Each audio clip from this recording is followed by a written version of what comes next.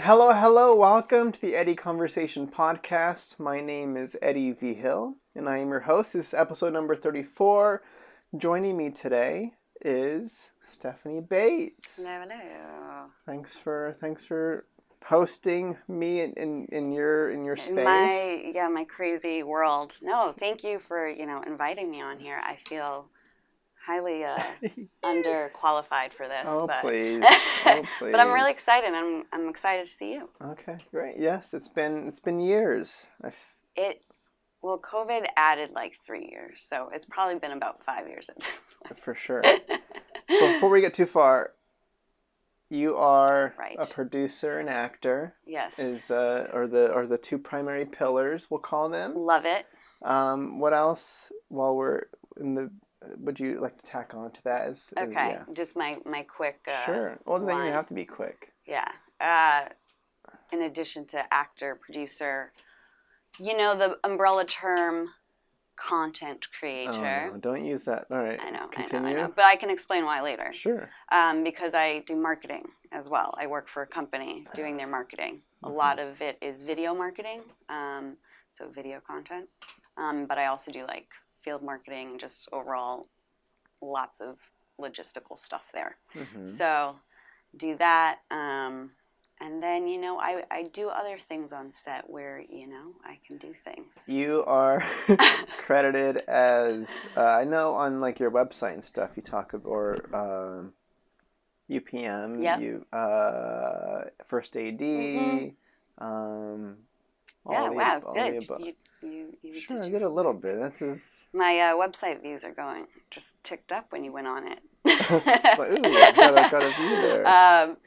Yeah, so First AD UPM, yes. I always then like asterisk that though because it's the indie world. So like I do it on like sets that are like my friends or my projects or like 100%. The homeless. I do get hired, by outside people time to time to First AD, but they're, smaller kind of shoots. So I just throw that out there because I'm not like the you don't want to get boys. You don't want to get pulled up to like a 100-day production with 1,000. No, I mean one day that would be cool, but like not. It's not all right. It's not what I'm trying to do right now. Sure, great. What are you trying to do right now? It's a good. Let's start there. That's a loaded question. let's dial back a little bit. We're in the middle of June. Yes. 2021. It was an exciting Saturday. I think it was last Saturday. The lift happened. The COVID. The ban. I'm like, are we talking non-film? Yes. Okay. How are you? How? Right. Just life in general. Life how does in it general. feel? I would say that I'm starting to feel back to how I felt pre-COVID. Like, it's not that I'm very much a homebody.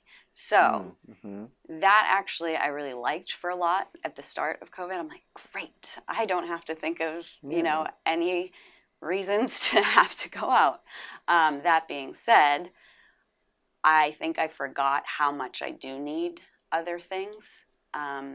Nature, other humans, even if like sometimes they annoy me. I'm like, sure. You still need it. Human interaction. I went out with some coworkers last weekend and I was like, oh, I forgot what this is like.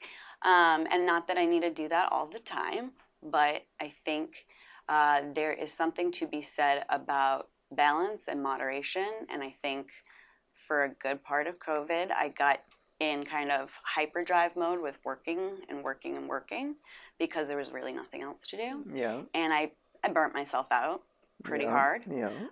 So I'm now just coming out of the burnout phase. Like I'm feeling much more replenished, and I feel hopeful.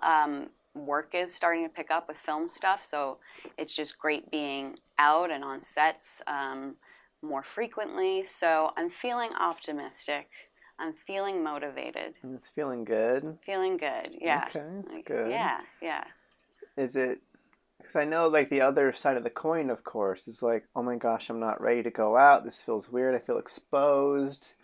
I don't like this. I mean, But, that's me normally. all No, I right. was like, I'm like Sure. social anxiety. Like, Okay. don't like Hmm. it's a thing for me to like go out. I've just learned how to deal with that because You're in LA. I'm in LA, and just to get anywhere in life, you have to go out and get out of your comfort zone. So that was like my baseline. So Sure. I Okay. definitely feel that way, but.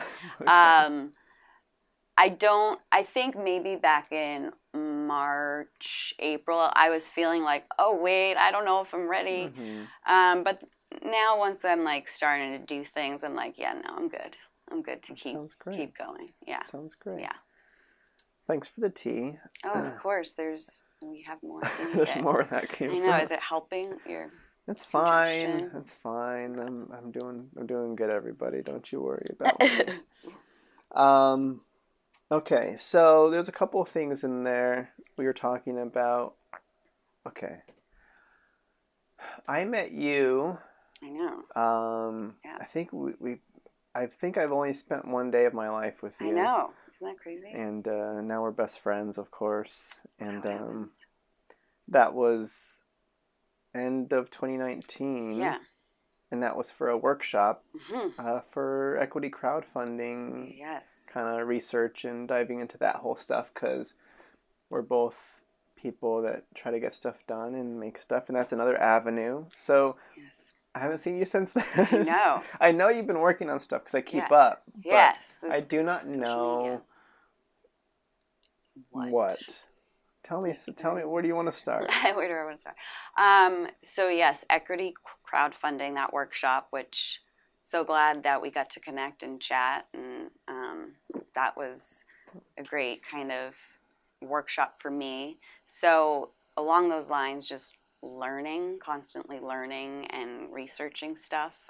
So I do that all the time, whether that's workshops or watching YouTube videos. You can learn a lot on YouTube. No, for sure.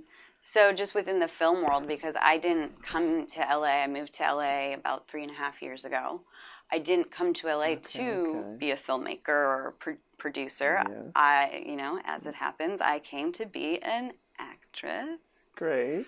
Congrats. Thanks. So I had a lot of experience and knowledge about acting. I've been doing that for a long time, but not as a filmmaker, and that's a whole different world. So I do feel like I'm playing catch up a little bit because I'm trying to like learn all these brand new concepts. I finally feel like I'm at a place where I can like hang with the people that I'm usually around with as like filmmakers. Yeah. But there was like definitely a learning curve.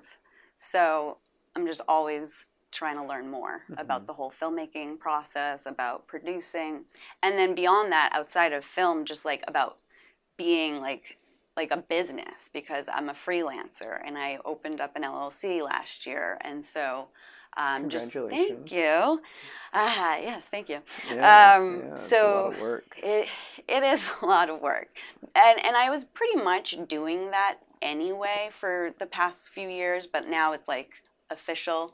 So now I'm like, okay, I'm completely, doing this like this way. So luckily I've had experience with some bookkeeping stuff and office management stuff from my past lives. But doing it for yourself and being the person solely responsible is a lot. So just learning how to be a better, more efficient, more, successful entrepreneur, essentially, and business person. So kind of doing all that and learning, what I have to do for my taxes and bookkeeping and all of that all the stuff. Fun stuff. Stuff that nobody wants to talk about. So that, and then with film stuff, I've been really lucky to have a few, I will say, anchor people that are always kind of bringing me on to projects. So one of them, Stephen Lamort. Is it Lamorte? I've never asked Stephen that. But he brings me on fairly often to his some of these video tutorials he shoots for like film gear. They work with We Make Movies. If you've heard of We Make Movies, they're a film group. I feel like I've heard yeah, it, yeah, they've got a pretty good presence online, and they're about education and things like that. So he'll bring me on to First AD. They're these like video tutorial shoots. So I'll be doing that, once a month or a couple times a month. So it's just a good way to like get on back on set, and just a lot of product shots or tutorials or things like that. So I've been doing a lot more like commercial work, product work. I do marketing, as I mentioned, for a beverage company. So I've been with them for over 3 years now. So from doing that, I've learned how to shoot more product focused material, which was completely foreign to me. That's a whole other thing. Yeah. It's a whole other thing. Yeah. And the glare on cans from lights is the most annoying thing. I believe it.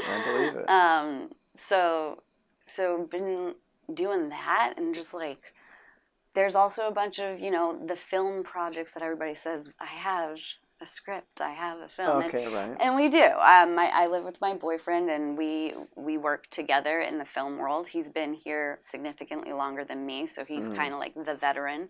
And we always have multiple projects in the works at some different stage.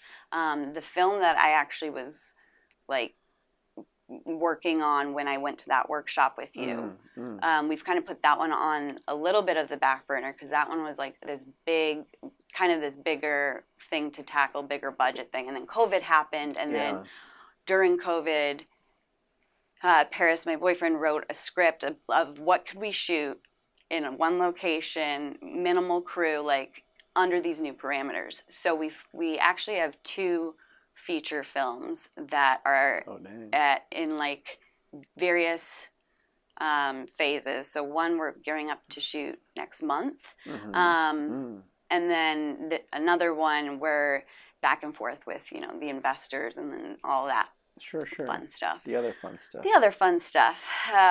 So it's always kind of it's like a relay race, I feel, like he'll do something and he'll get this far on the project and then pass it to me. I'm like, okay, now it's my turn to do this. Like, I made the lookbook, the pitch deck for it. Okay. That sounds useful. Yeah, so it works out where we're both we'll take off this hat, put on this hat, for whatever the project needs.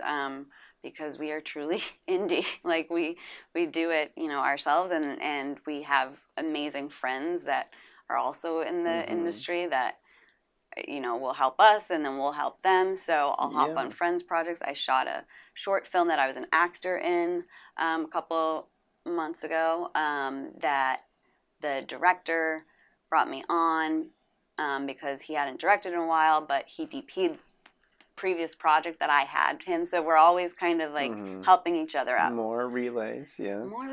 So I've been running a relay race to answer that question. That's life.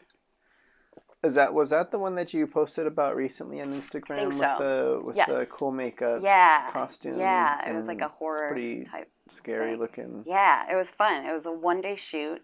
It was amazing to just be an actor. It was weird. Like, I felt weird, like, not helping. And I'm like, no, I can just focus on my getting into the zone, because I had to be, in a very heightened emotional state, because it's like basically a nightmare that the character was in. Yeah. So I put on headphones. I put on like scary music, just to kind of get there. And it was cool to just be able to do that. I'm usually like... Yeah, because it had been a while. While or ever? I'm sure you've been in that scenario before. So before I moved to LA, all I did was acting. Okay. Then I moved to LA, and I was acting, but probably producing or, doing some other role, which I love to do. Yeah, I know how it goes. Yeah. But it's, so it's like a luxury when you just have to act in a way. Yeah. That's the situation you want to find yourself. That's tough. That's tough.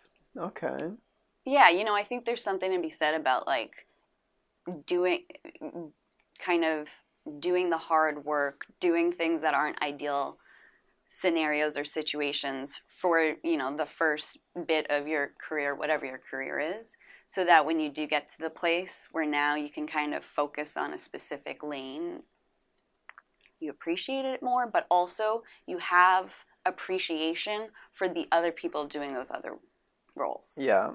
Like, that has taught me a lot. Mm-hmm. It also taught me as an actor, most of the time nobody really cares what you're doing because we're all busy behind the camera trying to just make sure we're doing our job correctly. So it took a little bit of the pressure off of me as an actor, the whole, self-conscious kind of thing. Yeah. Because I understood, they're like, they've got their own thing that they're doing. Not everybody is like listening to everything I'm saying.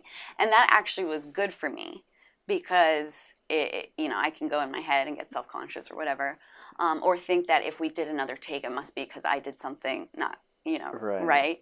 And it's like a lot of times that's not even it. It's just, the camera movement, or like we got to fix a light or something like that. Yeah, we lost focus. We lost focus, exactly. The light went out. Or sound, or it could be anything. Many things. But it's probably I know, it was probably me.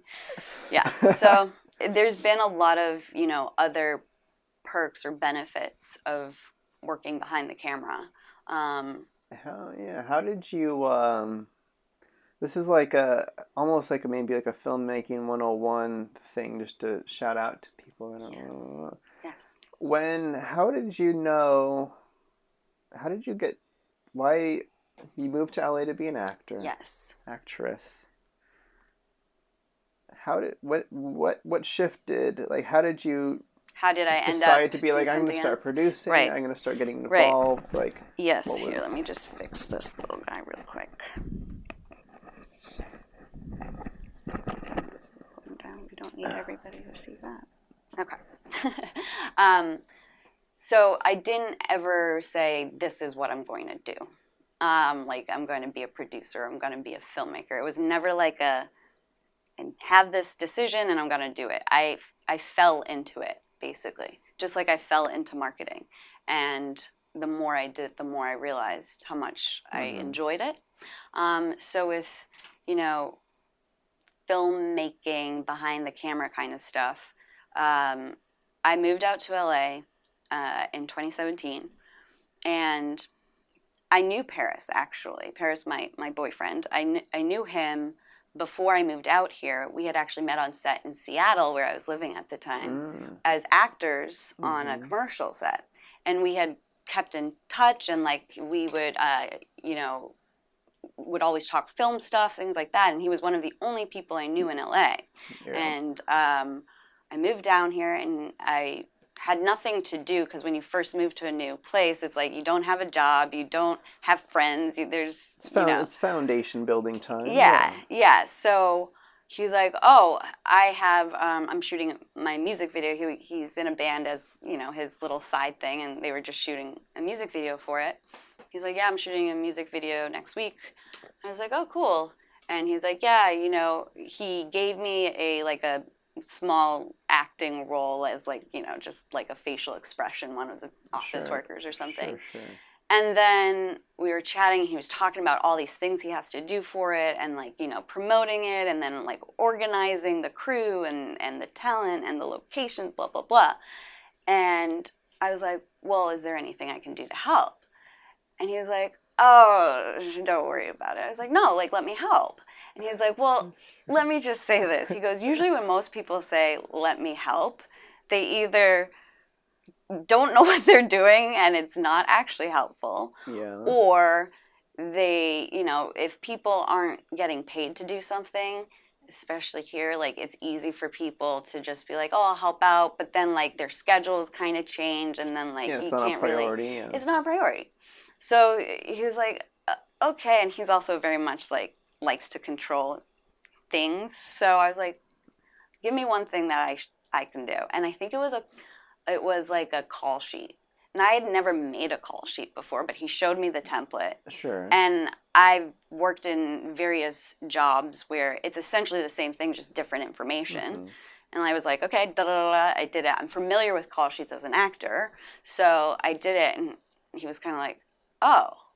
And I was like, I can help you. Like, give me things. So it quickly became yeah, no. Sure, but you're asking to do things because you're new to LA and you just need stuff to do, or did you know what you're asking was detracting or a different path? So I'd like to say maybe it's or lead to more opportunity kind of thing as an actor. I think I didn't realize, maybe I just didn't consciously realize that what I love to do is being a part of creating something. Mm-hmm. So I think I intuitively knew I wanted to be a part of the project in some way. And I'm the type of person that I love learning. So if it's something new, I'm like, let me learn everything I can about it. Let me pick your brain about it. Because new things are just like really exciting to me. Yeah. So I think it was like this attraction to something new, but also I knew it was a part of being a part of this bigger project, this, a music video that I thought music videos were cool, and I had never been in LA, so I didn't realize, there's music videos happening all the time.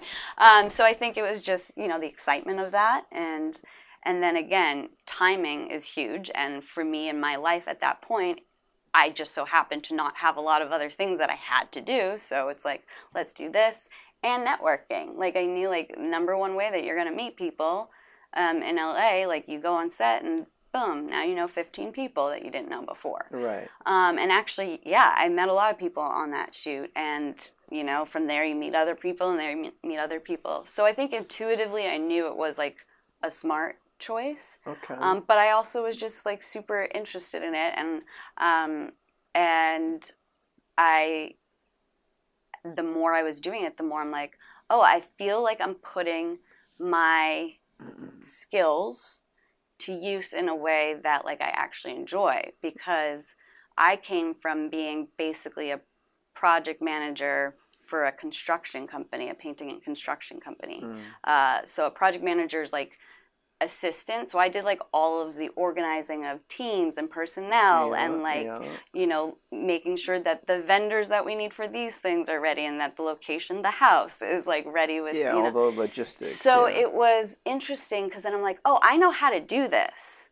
It's not for a film, and I need to get my talent and my DP making sure they're there, but I know how to make sure a location is ready for a specific project that needs to happen, that has a very specific timeline and a specific budget that we need to stay on. And, I have to deal with the client and make sure that they feel like their needs are understood. But then I also have to make sure my crew doesn't rebel against me, and that they feel like they're being, taken care of, and that we're giving everything that they need to do their jobs. So it was interesting, because everything started clicking, because now I'm like, oh, I'm doing the same thing. It's just now for a film, and I love films. Even as, before I was a filmmaker, I always loved movies and film.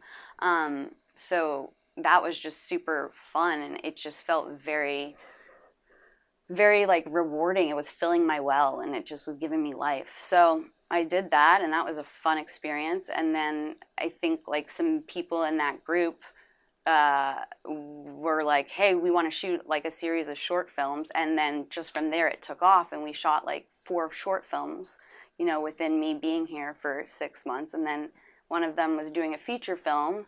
And I was like, I don't know what I'm doing, but I can try and help you. And if you will bring me on to your feature film, I will, and that's how I UPM'd. So I kind of learned as I did it. It was a passion project film, but I cut my teeth on that. And I had a really good time with the people I was with. Yeah. So, I love it. I think the more I did it, the more I liked it. And then there was a point in my brain where I was like, okay, I am a dime a dozen as an actor here. It's hard being anything in general. It's hard. Any profession you want to do, I think, is hard. I think just having a profession is hard. As an actor, it's very much based on waiting for somebody to give you a yes, to tell you you can do something, to give you work. And me as a person is not very good at waiting and like not having control over the final decision. Sure. And I realized that I was getting asked on sets or being asked to work significantly more often as a crew person or behind the camera than I was as an actor. And I was like, oh, that's interesting. And then when I was on those shoots, I would inevitably meet new people, and then, you know, it's a ripple effect. So there was this point where I was starting to think about it more strategically and thinking like, well, I enjoy being a filmmaker. I enjoy being part of that process. If I continue to do that, you know, that I'm more likely to kind of make some movement than, you know, as an actor. The other thing is I realized that I liked being a part of the conversation of what it was that we were creating. Mm-hmm. And I realized what was important to me was to do projects or to have certain topics be things that resonated with me, that I wanted to talk about, or to work with the team of people that I wanted to talk about. Yeah.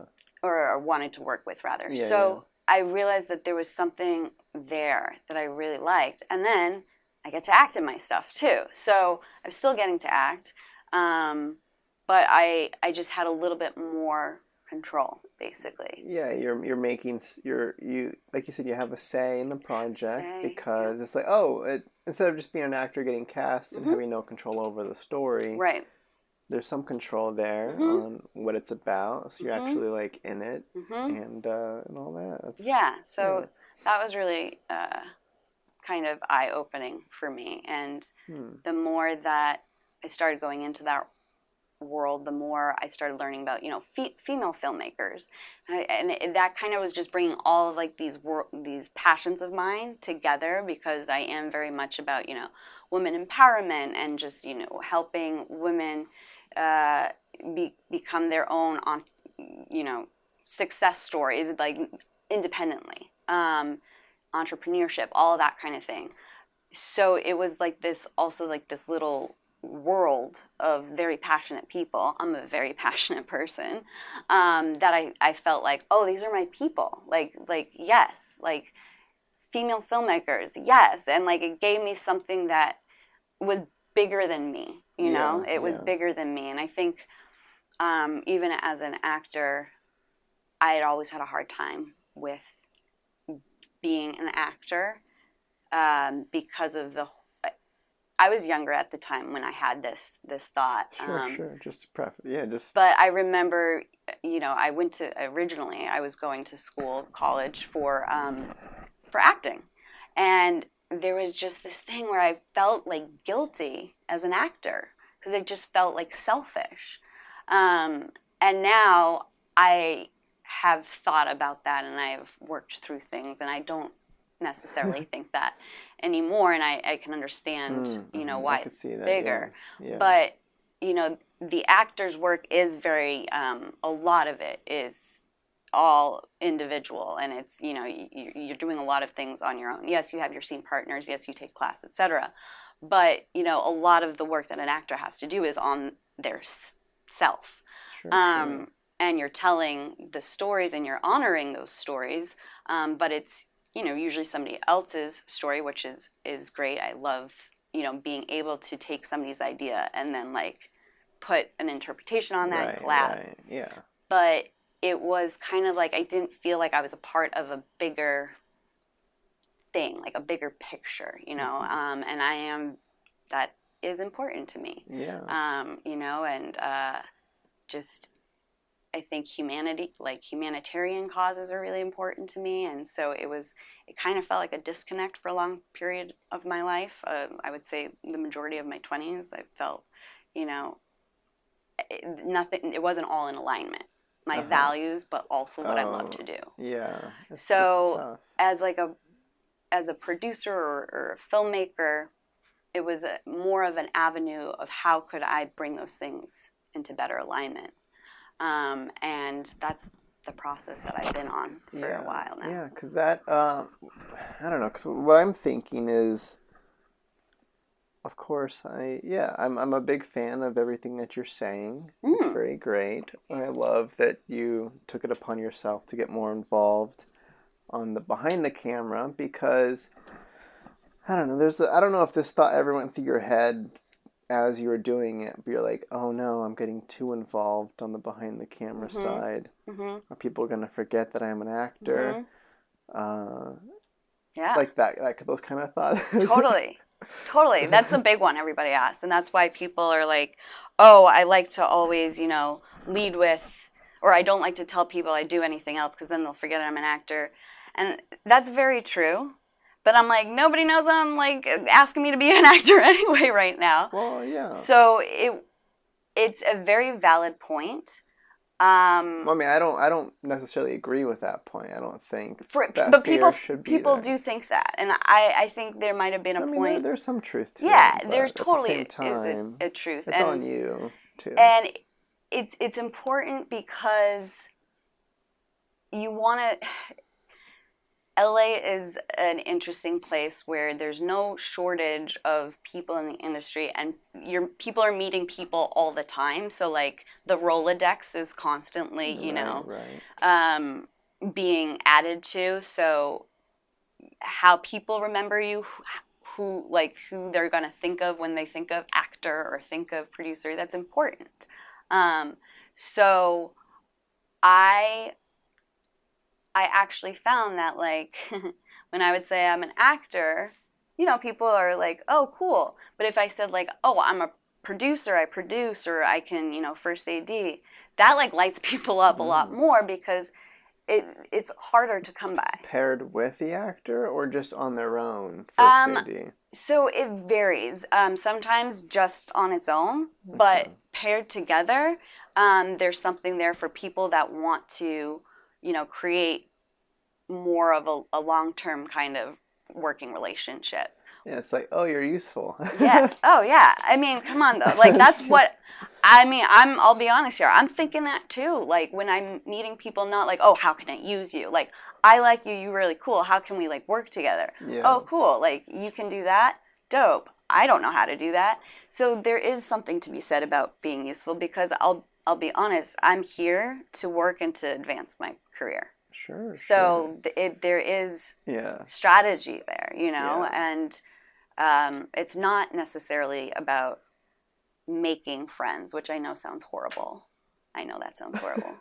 I inevitably find friends, but that's not like the number one thing, like it's not. You have to, because then that can also be a road that could go not so good if you're just focusing on having a good time and doing all the friends things and, not focusing on what I came here to do.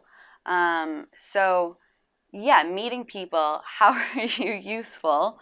That sounds horrible. No, it's not. Okay, you're saying. No, but I agree with you, though. Well, I was semi-joking, but it was more to the point is when you're talking to people and you find out, oh, you're an actor, me as a director, let's say, or me as a director producer, I'm like, okay, that's great, but now I have to write like a role for you. Right. It's like work. Yep. Where the first AD, of course, there's still the Rolodex you still mentioned. You still have to be among the names of first ADs, but you don't have to. Like the job is the job. The job already exists. So it's a little bit of a simpler fit in where I like you. It's easier to get you on set and helping me that. And so that's kind of, it gets your foot in the door. It gets you building a rapport with people. You learn who you like working with, who you work well with. And then if, down the road people have an idea for a concept, well, now they haven't written the role yet. They want to write the role, and now, oh, you're the actor and like you're the homie, like let me write this role, or like let's write this role together. And that has happened for me where we are, there's different groups of people I've worked with, and we will either switch off who's going to be the actors this time, okay. or Take turns. we're all kind of pitching in as talent and as some, Yeah. other Well, role. I mean, let me tell a little story. Please do. I need to get some water on these lips. So when I was still living in Jesus pillow. I know. No, See, I didn't set you up for success. It was fine. I think I'm just moving. All right. I initially got in. I don't think we had a chance to talk too much, but I wanted to be an actor first. Okay.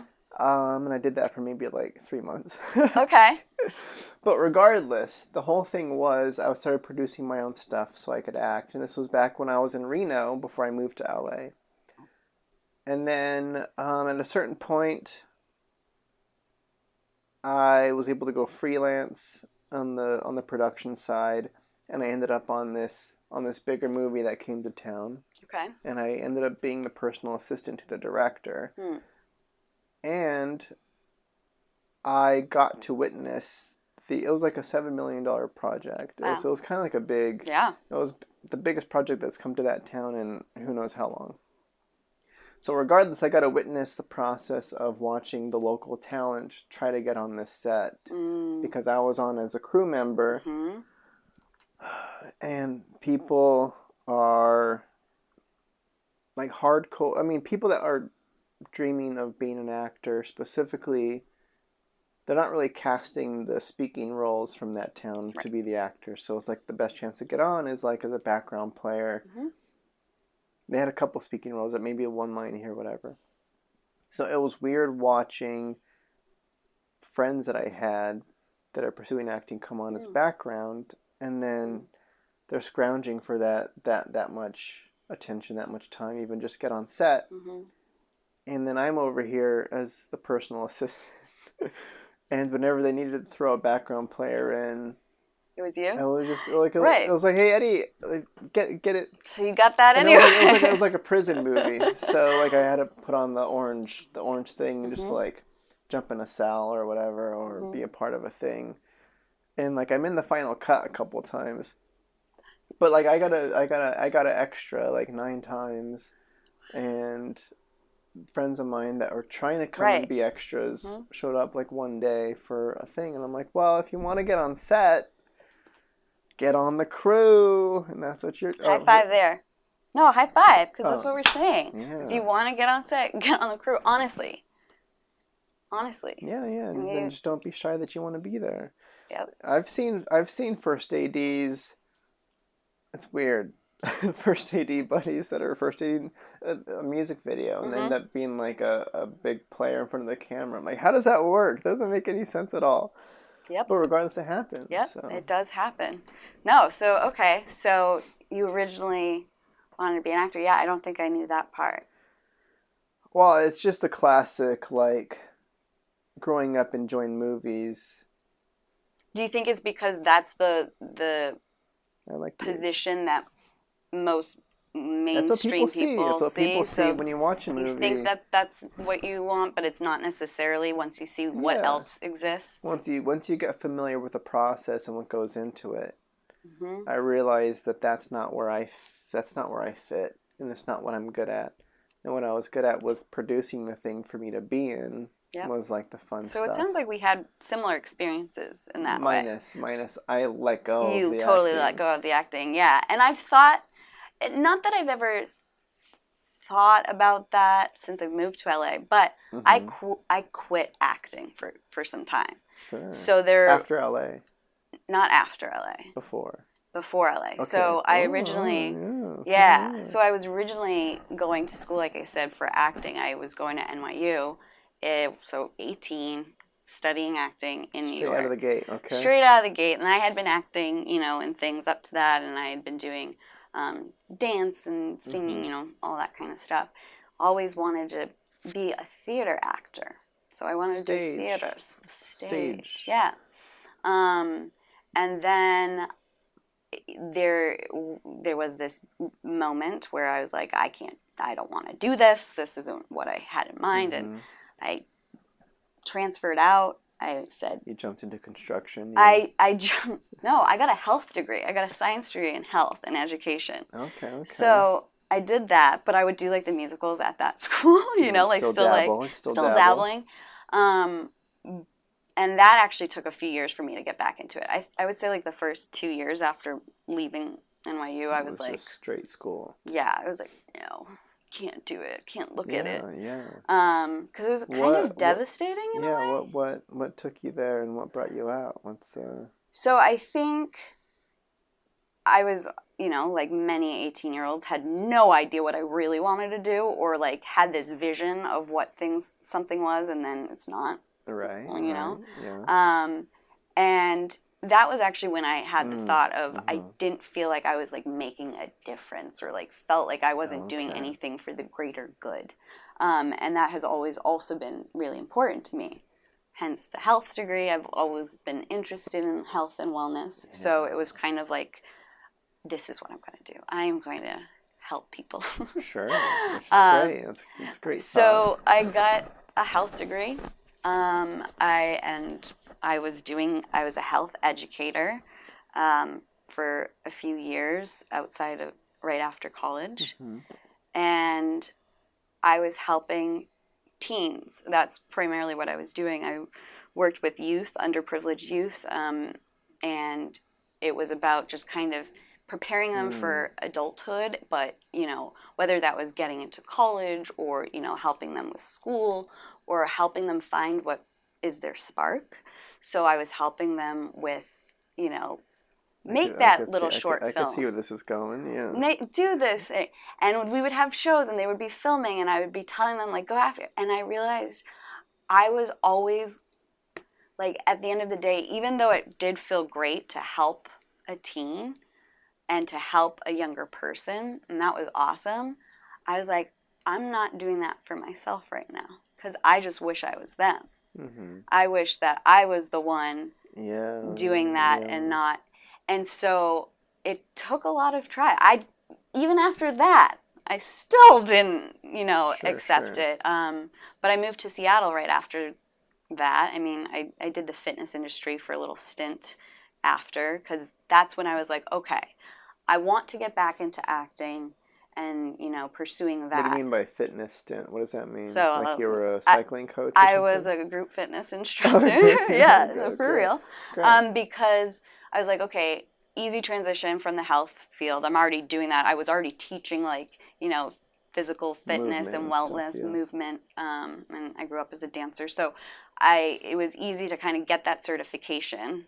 It was an easy transition. And I was like, I can work at a gym and it can be more flexible to allow me to do these things like acting and doing films. And I actually did was in a feature film at that point in my life in that hometown. Very cool. It was my first feature ever.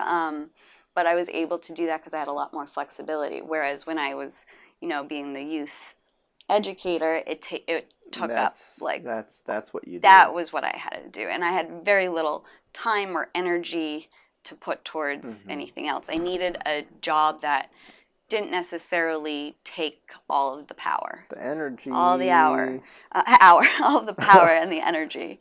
So I was in the fitness world for a bit. And then I moved to Seattle with my boyfriend at the time. We wanted to move to the West Coast. I had wanted, by that point, to move to LA. I was like, I want to get to LA. You wanted to move to LA, but you moved to Seattle. Right, because it's still like a lot closer than I'm from Boston area. So like it's still a lot closer than that.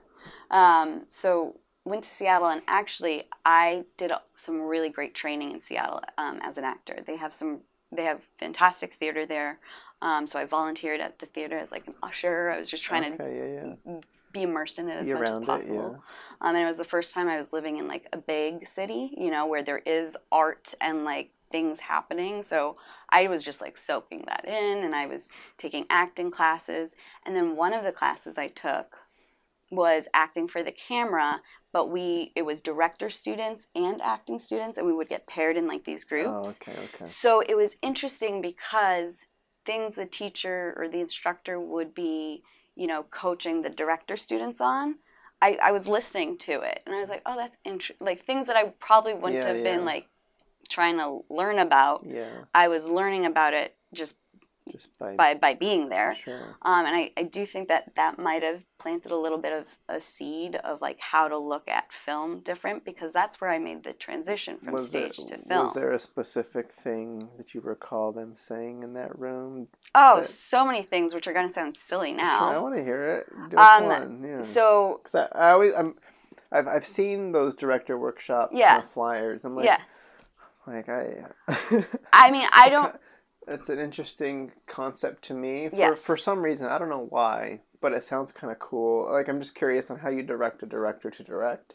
But so these are like brand new directors. So again, it's in Correct. Seattle. So a lot of the things that they're learning is like really basic stuff. So like a 2-shot and a 1-shot and like you know, shooting it dirty, like terminology stuff, which as an actor I knew some of it, but like other things I just never, because again I came from stage acting, so even more so film concepts weren't as, you know, well known to me. So I was learning film concepts by doing this class, and even being like lens aware as an actor, like, you know, I remember the instructor, and I was like, oh, I didn't think of that, or like things that you can do as an actor to just like help everybody out just a little bit more, and it does make a difference, and you know, it was a good space to kind of learn with other people who are learning, and then like we would shoot a scene, so kind of like a regular acting class where you work on a scene with a scene space, scene partner.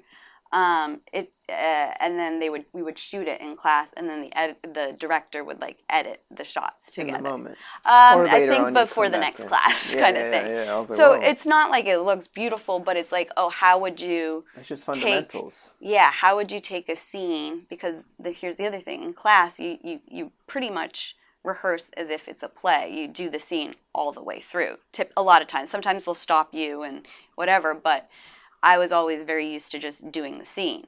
Whereas when in this class, they would do it as you would shoot, which is, you know, you get the coverage of this person, now we're going to do that same bit and get your coverage, more of like the way you shoot film. So it was also a good learning experience for me to learn that before, you know, I come down to LA and I'm like, huh?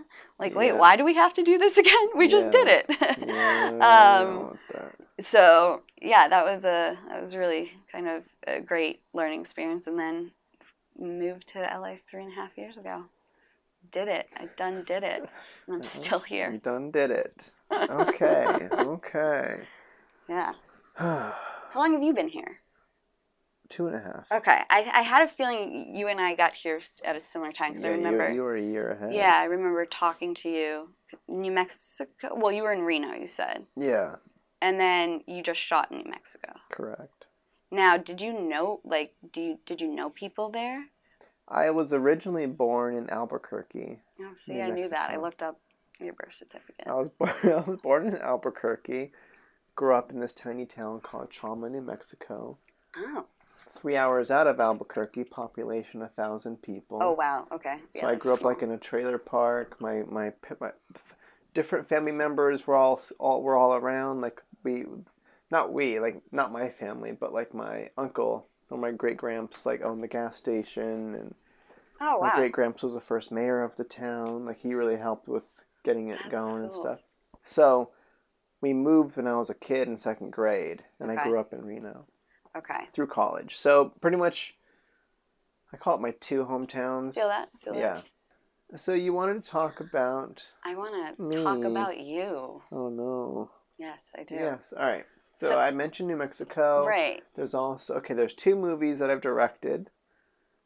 First one was It Was on the Inside. Okay. That one released in April. Congrats. Thank you. It's amazing. Crazy. That was very cool. I have so many questions.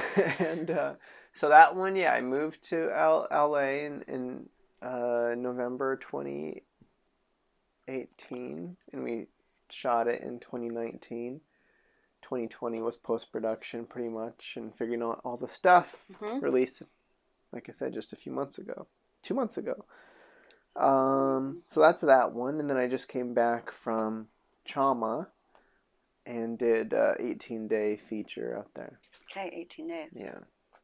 And then you also did a short, right? Because I saw that you had done a short. And I always dabble in producing stuff on the side. So I directed maybe like 3 or 4 or 5 or 6. I don't know how many shorts I made. Okay. Yes. Yeah. Okay. Okay. So what do you? What's the? Oh I'm happy gosh, to talk about whatever. Where do I begin? So, well, let me back up for a second. Sure. So when did you shoot?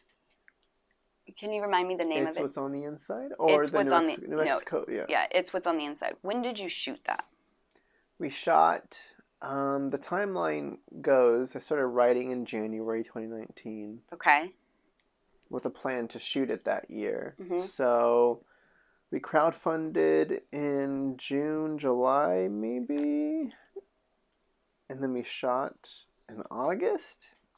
Okay, so by the time you did the workshop where we met, you had already shot it? I had already shot the feature. Okay. Yeah. So how were you able to do that so quickly after moving to LA? That's a good how?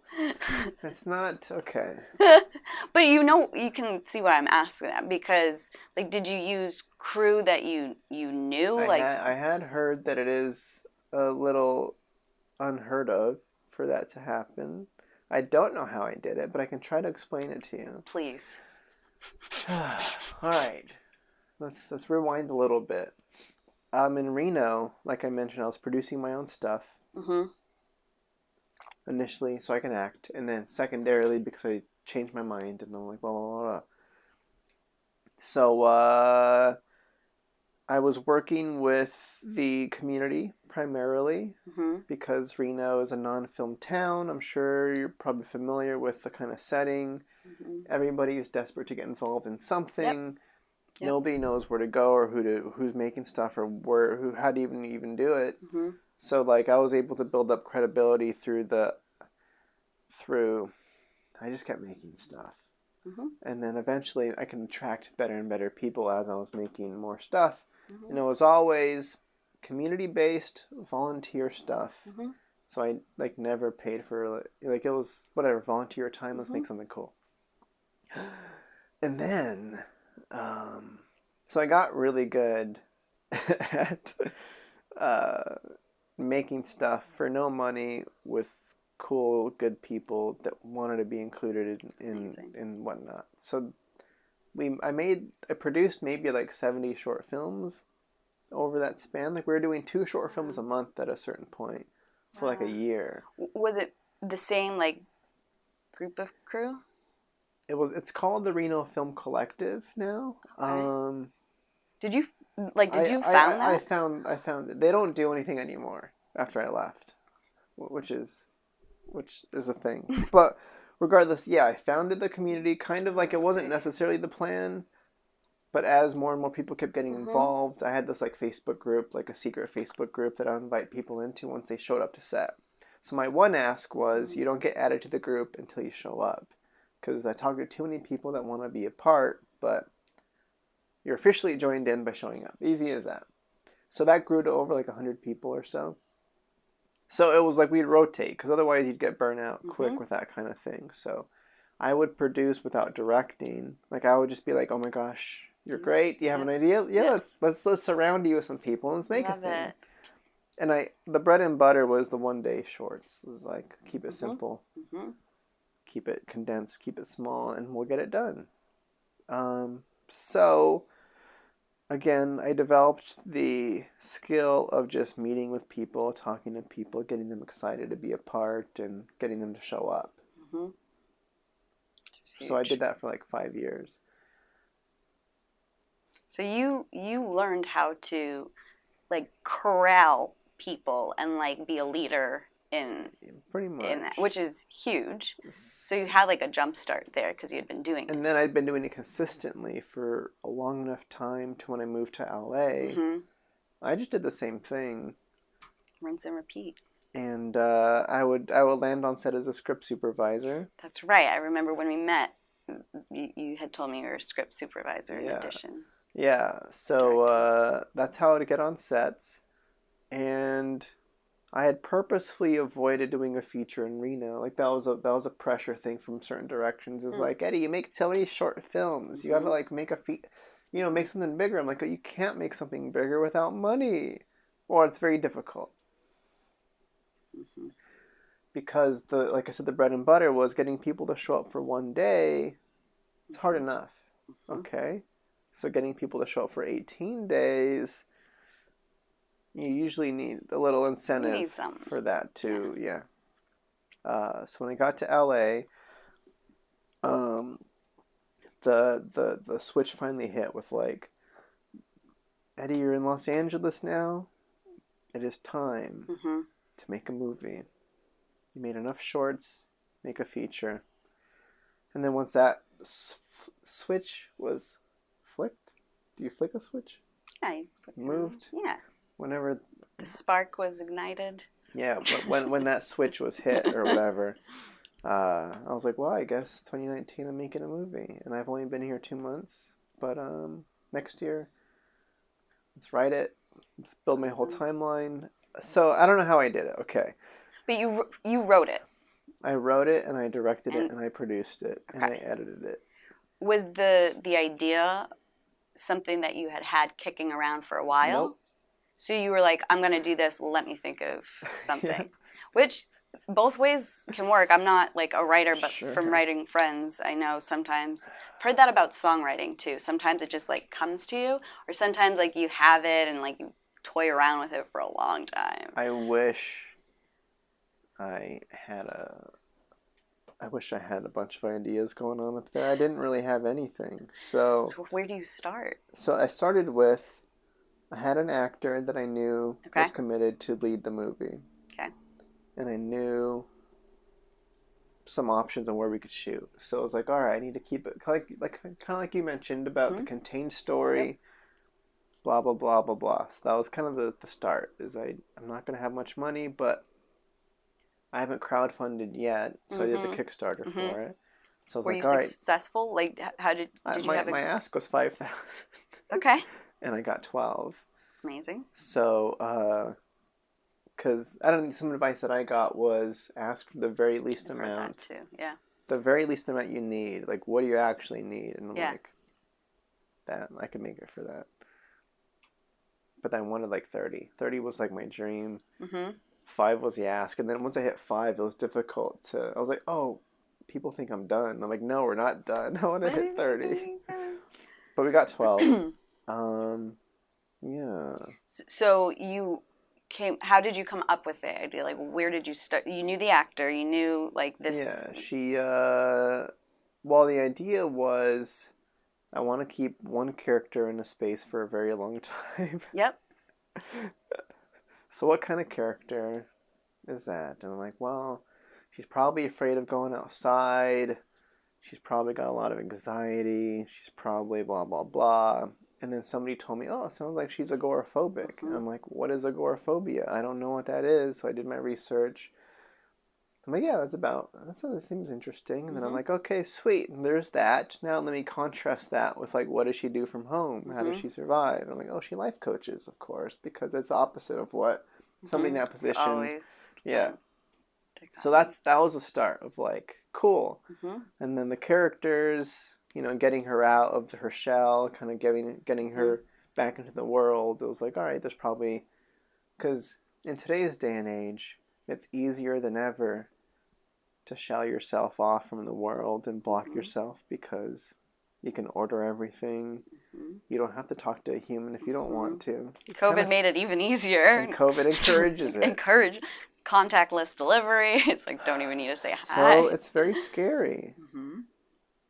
Because then who is gonna when you find yourself in that spiral of anxiety of not wanting to go out, there's really nobody to pull you out of that. You're kind of stuck.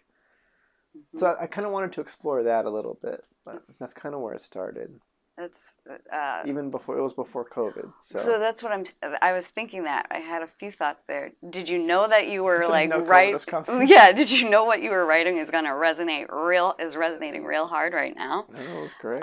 Which is amazing. Get lucky sometimes. Yeah. I just watched on Netflix. Woman in the Window, maybe. The woman. It's what's her face? Amy Adams. Amy Adams. Yes. I saw that trailer. Yes, the trailer came out before my movie came out and all that kind of stuff. Really? And I was like, oh no. But see, I would be curious to hear about what you feel about that. I didn't watch the movie, but when you see an idea or you see somebody else has done something that's kind of like your thing. Because the actress is kind of like, well, she's an older version and a higher caliber name-wise of the same actor that I have. So I'm like, oh, it's like a very similar vibe there. She talks about having agoraphobia straight up. My character never brings it up. Interesting. But when I saw the trailer, I was like, oh no. But then the trailer kept going and the genre was different. So it was like a thriller. It was. I don't quite like the direction they took with that. I have my own comments about it. I also love Rear Window, which is an Alfred Hitchcock movie, and I feel like there might have been a little bit of an homage there. So I'm like, The Woman in the Window. I was a little bit like had higher expectations, but that's. So tell me, I'm not gonna watch it. So what? You know, so first of all, on paper I thought it would be great because I love thrillers. Amy Adams. I really like Amy Adams. Gary Oldman's in it. Tracy Letts wrote it, and Tracy Letts wrote. He's a really well-known playwright, but he also writes screenplays and acts, and he was also in it. So I was like, oh, this great writer wrote it. You know, it had to do with agoraphobia and like staying in a house and like that stuff is like the concept was really cool. Yeah. Julianne Moore's in it. Like I was like, oh, this is gonna be, you know, no problem. And then I was just like, I think my expectations were too high for it. Sure. The acting was phenomenal. Like that was great.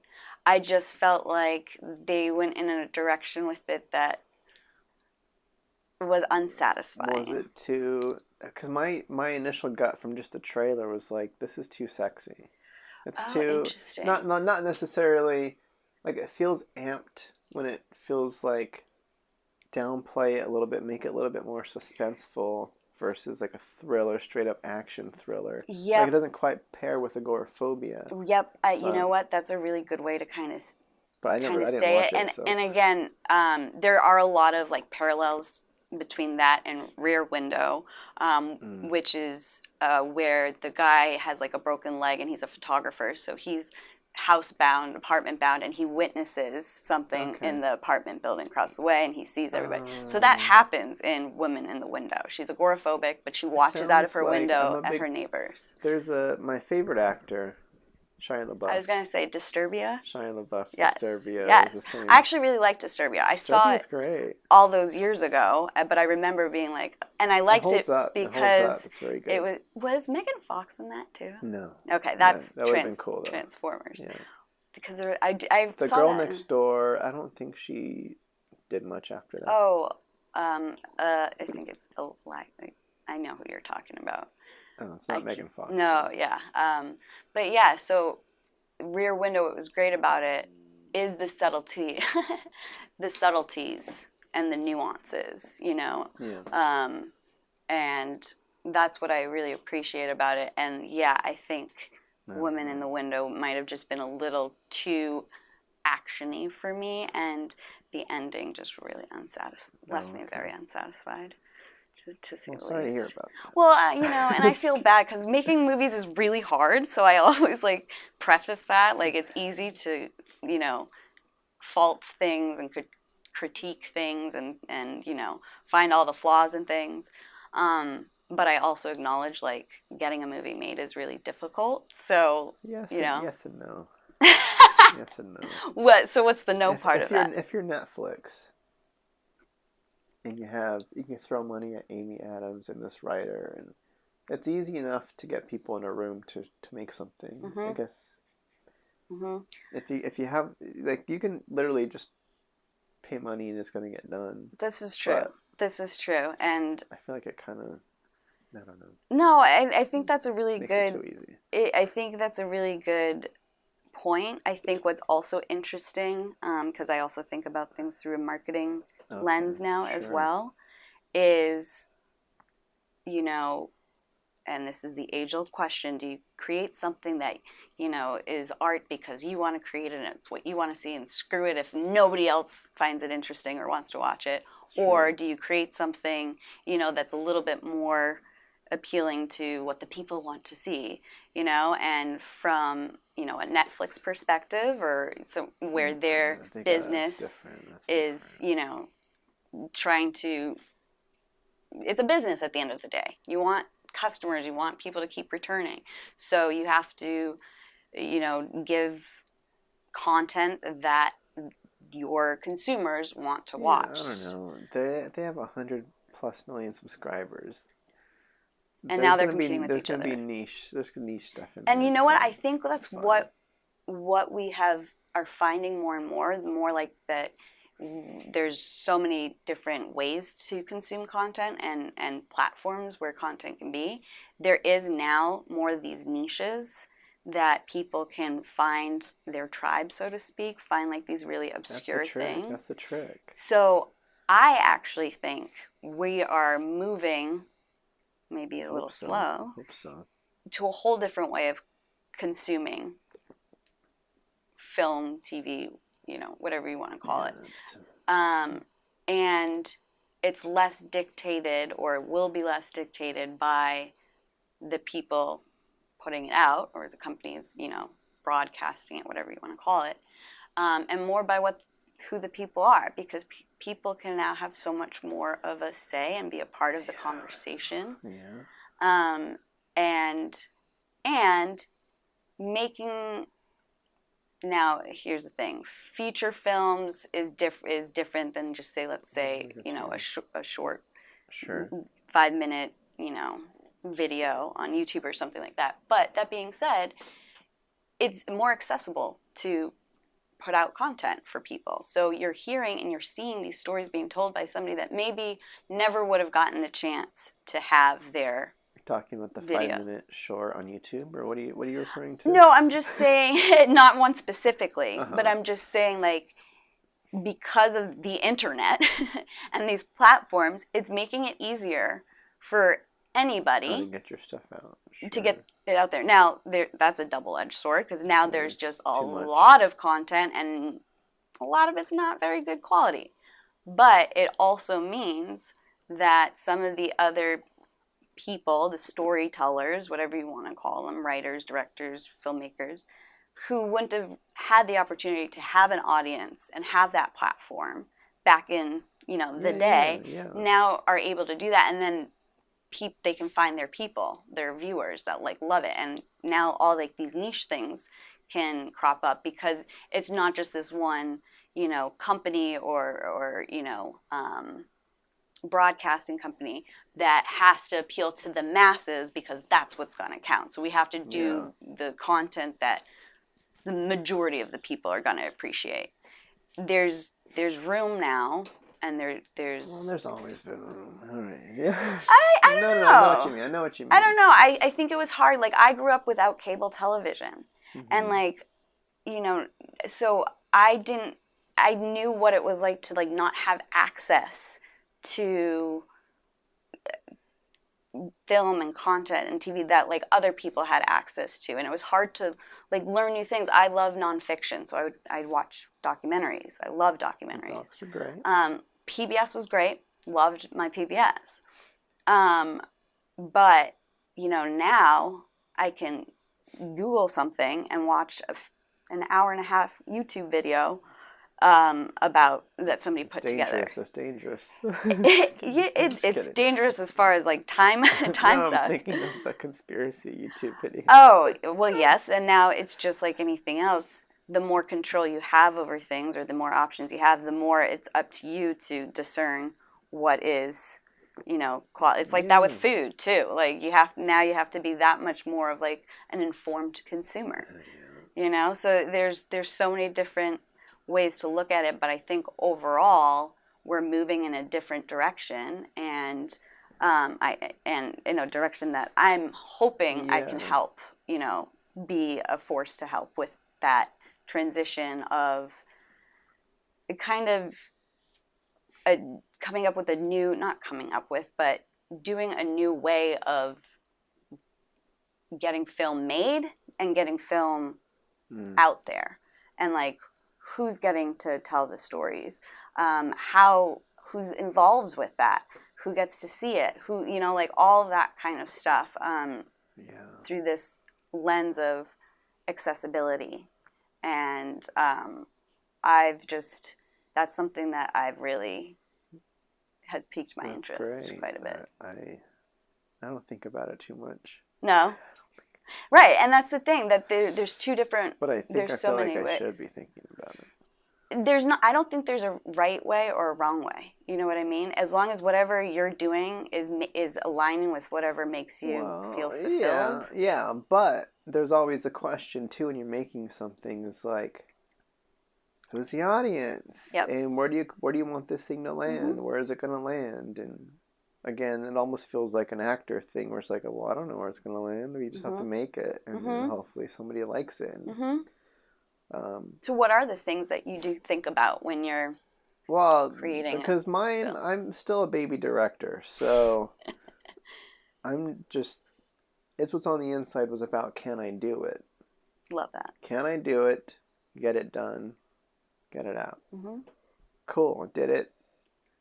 Number 2 was about, I've already done it. Now let's really do it. Now let's really do it. And what's the difference? What's the now let's really do it? What does I didn't have the pressure on myself of, can I do this? Like, it was like, you can do this. Now just be awesome. And there's like this freedom to just like lean into thyself. And I've had 2 years since that experience too, to just be like mulling over the process and being on other sets and directing some shorts and finding my comedic more voice, so I can explore that avenue more. But that was kind of the thing, was just, it felt very free and very like, I feel exactly like who I should be. This is exactly whatever. I have no pressure whatsoever. That's great. And it was great. He says as he looks away. It was great. It was lovely. I loved every moment of it. What would you say were like the biggest things you had learned from the first one that you like either did differently, or you're like, oh, I am going to do that again? Well, before we jump into that, did you want to hear about how I got my crew for the first one? Or my God, I know. I always come back to conversation points. All right. I do want to. I just don't want to get lost. Oh, I will come back. I'm notorious for doing this in conversations. Okay, so right now you're asking about what I learned from number 1 to number 2? Yes. The biggest thing was knowing, this is more of like an overall producer-director thing, I think, was understanding what I need to fix before we start shooting was like the biggest thing. When I made it, it's what's on the inside. I knew there were some issues with the script, and I was like, well, I still have 2 more phases to go. I still have director ready that gets his hands on this. He could figure something out on the day with the cast to kind of smooth this over. And then there's still, after that shot, there's still the edit, where editor Eddie gets in here and he figures out a way to smooth it out. And so I took that a little bit for granted on the first one, where I'm like, well, I just don't have time to smooth out the script because I got my deadlines and I'm working by myself as a writer. Full steam ahead. Let's do it. And then the issue came up on set, and then the issue came up in the edit, and I was like, oh, I knew it was. It's like I knew it was there, and I didn't do anything about it. So then the second time, I'm like, we have some issues here. Fix it now. And it made everything much better. And it was like smooth. It's a lot easier to fix on a page than fix in post. So that was, but I knew that. But it may have been like a little bit in the back of my mind just to test the theory and stuff and whatnot. I was like, okay, yeah, it holds. It holds. Yeah. It did not go away. That's and then was there anything that you did the first time that you thought did work really well that you just wanted to maybe optimize or that you did again? No, it felt like number 2 was exactly that all around. Where I loved my team and I trusted everybody and I respected everybody's time and the only difference, no, I just did the same thing again on that realm. That's great. I don't know. So with your crew, this goes back to what we were talking about how you got your crew for the first film, and then for the second one, did you keep using the same people, or was it's there interesting. The crew, I didn't have anybody from the first movie work on the second movie. Okay. That's my short answer. Can I ask if that was intentional, or is because that can happen for a myriad of reasons? Here's again, baby director producer here. Just trying to make stuff. Yeah. The first time we had $12K from the Kickstarter to play with. So I'm primarily asking people to come in, either A, volunteer, B, sub low rate. Those are the 2 asks. There's really no... the budget would be gone on one person if... So then the second one was, we have time right now. We're all desperate and eager because of the year that wasn't. So I was like, I have this idea. I have a place we can shoot. And we have time on our side. So I'm good to take the last 3 weeks of May. I don't have a story yet. Again. You just... Again. Go for it. And it was kind of in that vein of, hey, me asking people once again, let's make something because all those reasons. And I was able to assemble a team that way. It's like I can pay to help get you there. I can house you and I can feed you. We just gotta get there and we'll do it. That's still something. That's kind of like the simplified version of how that one went. So I knew based on the experience of the first one, I'm like, I feel, first of all, really bad asking.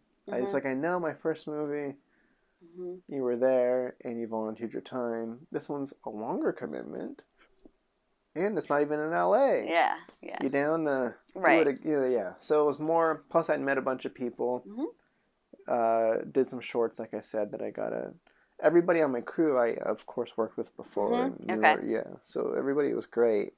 That's awesome. And it was like ideally the only big ask, and everybody had something to get out of it and whatnot. That's great. I think when there is like that intrinsic motivation, so to speak, when there's something burning in the people to do it, hungry, it's huge. And I did note I actually shot more short films or whatever you want to call it, content during COVID than I ever had, because people were available and people were just like itching to create. And we did this thing talking about your Can I Do It?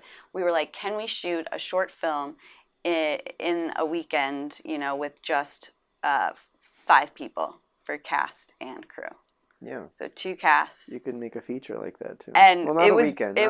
Yeah, and we did it. Like we absolutely did it. We learned plenty of things from it. But again, that was like right when the first break of COVID happened, right when like things started to like somewhat ease up, because I was in a bubble. Last August and stuff? It was last June, July. It's kind of early. It was very early. So it was friends.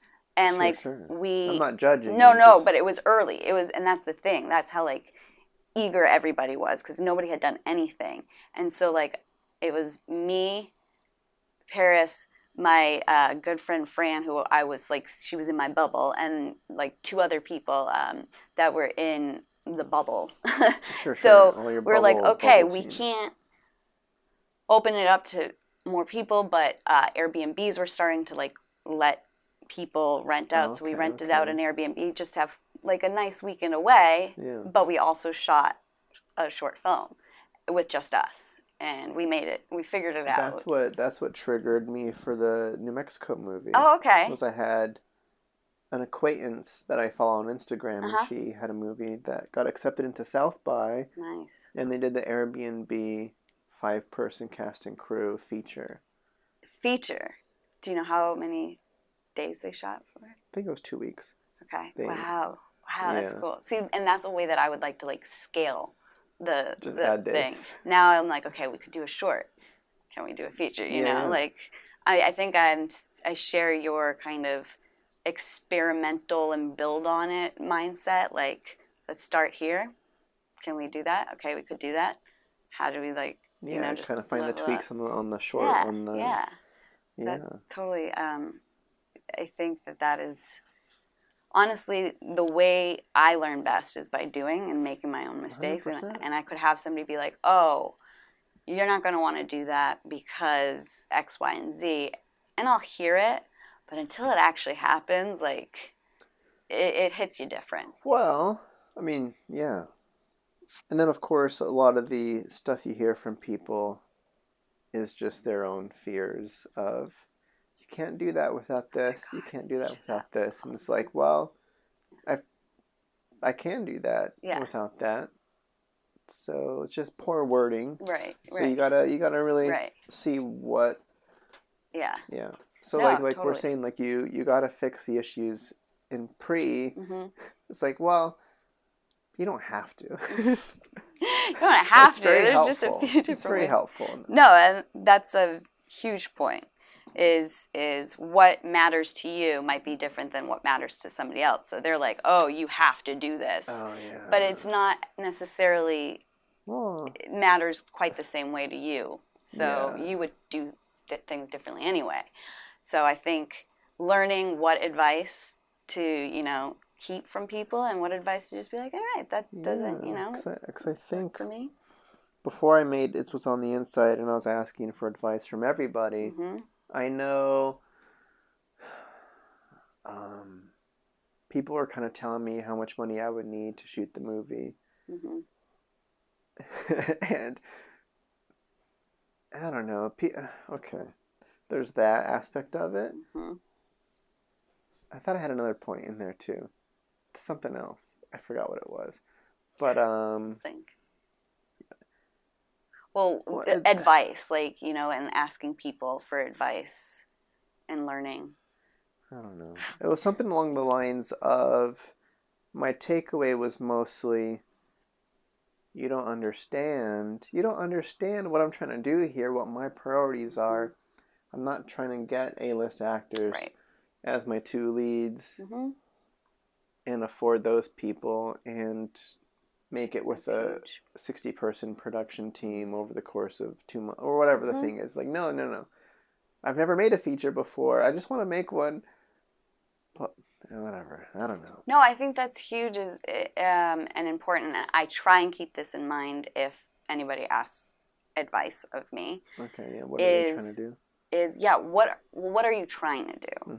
Mm-hmm. Because I could give you advice, but if I'm thinking about it through how I would do that or what I would want to try and do with a feature, then I'm not really helping. So I try and ask questions of that person to see what type of advice would make sense or resonate or be applicable. No, for sure. And I think that that's a big thing, is weeding through all of that, and from the recipient perspective, especially being new to LA, there's plenty of people that can tell you what they did, and I do think sharing experiences and very helpful. telling you. Yeah, I think why we're here let's today. keep going. Let's talk. That's how you find things out. Yeah. And I think, they say with everything, take it with a grain of salt. That might resonate for you. That might be applicable for you, and it might not. Or maybe not on this project, but maybe on the next one. And I think kind of learning that there's so many ways to do something. There's so many different ways to make a film. Not any one film is made the same way. And that just kind of had the flexibility. I think it's good to go in with a plan and go in with some type of structure and go in with a vision and best practices, but then being ready to adapt and to flexible and to work around parameters because there's always something that's coming up. It always changes. Yeah, it's always changing. So I was going to ask you a little. It's not. It's more of a hypothetical. Okay. I'm just curious. Yeah.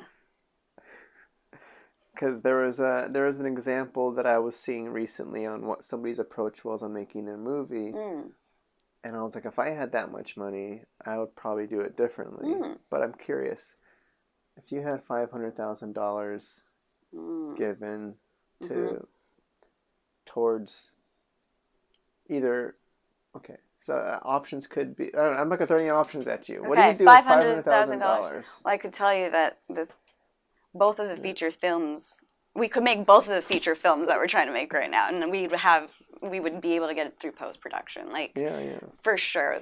500,000 sounds amazing to me. What's interesting, what we have found is through this whole process of, trying to get these projects in various places and getting interest from people and potential investors, blah, blah, blah, it's easier to get $2 million than it is to get $150,000. And I know that sounds crazy. No, it doesn't, because I've been trying to get like $5,000, and it's so many hurdles. So many hurdles. And it was a big learning lesson, a big eye-opener from kind of the more old school filmmaking mindset. So a lot of like these people that we were talking to are part of more of the traditional filmmaking world where, they have the slate of these movies. They know they have these A-listers that they want to work with, and it's like a formula and international sales and da-da-da-da-da. So what we learned is, because this was the big thing when I first started researching about, how do I make my own film? Do you put an A-list? Do you put a name in it? Or do you not? And then it goes back to the whole thing of what do you want to happen with your film? So then we're getting in the business side of things. So, and this is where I have questions for you. Sure. With like distribution and like, that whole thing, because great, you've made it. That's amazing. Now, how are people going to see it? Yeah. And there's also a lot of different ways that can happen. Now, do you want to make money or some type of money, or do you not care? Like, are you just totally cool with, like, putting your film out there and, like, as long as people get to watch it and enjoy it, that is great for me. That's not sustainable if you want to keep making films, and, like, if I want to do that as, like, my provide for my lifestyle, that's not sustainable. You have to... Your lifestyle. My lifestyle, which is... Bougie. So bougie. Paying rent in LA is a lifestyle. No, it's just baseline lifestyle. Sure. Yeah. So make a living. There's the more traditional. Sure. I just like the vagueness of my lifestyle. I'm like, what? I wonder what she does. Yeah. No, I just like to buy organic food. So then that's the question is like, well, what do you want to happen with this film? And then you have to either think about it from more of a business lens versus just like the creative lens. So after the movie is made, or maybe you're thinking about this stuff before. Ideally, exactly. And that's what we're learning now at this project is it's easier to get $2 million than $150K because, number one, I think old school way of thinking, it's like you can't make anything good for less than $1 million, which, again, not true. But trying to convince people they don't know. Well, it also depends who you're asking. Yeah, now there are investors. There are investors that are just like not film people per se, and they want to just invest because they believe in you or they believe in the project, etc. And then there's like the film industry investors where it's like a film collective where they fund film projects and like that's their thing. They're thinking about it differently. They're very like formula based. Like we literally had somebody say, okay, who's in it? And we're like, well, we have, we actually did have some people attached to it. They ran the IMDb numbers. And they run numbers, and that's like one way of doing it. And that's why it's easier to get more money, because then you have more money to spend on a name, and then they can sell it that much easier with a name. Sure. Versus giving you $150K, they're like, well, what can you do with that? You don't even have, like, that's how much, you would blow half the budget on a name, let's say, right? Yeah, that's how it goes. And then I can't sell it if we don't have, a name in it, so blah, blah, blah. Now, again, there's a lot of old school thinking there. There's also, like, things are different now. Like I was saying, I don't know. Yeah, things are different. Sure. The internet has changed things. Sure. So it's a little bit of that, too. So it was just really funny when we realized, like, we would ask for 150, and there was, there's always hesitation and hemming and hawing and question. And then when somebody would hear the, without the ask of how much money, they're like, I'll give you, like, I could get $2 million. And it's like, huh, what? And now it makes sense to me. But it took a little bit to understand that and how that could be. Okay. Okay, well, I'll go back to the initial question of the 500,000. Mm-hmm. Your initial gut was you could make 2 movies with that. Mm-hmm. There's always the thought of you can spend it all on one of the movies and elevate that. Mm-hmm. There's also the thought of using that as like seed money towards a $20 million and put that into... I want to make films. Sure. The one that I had recently saw was this group, these dudes were going to take the 400 or 500K, put it towards a script, straight up, and hire an A-list writer to write their script, and then take the script out with that writer attached.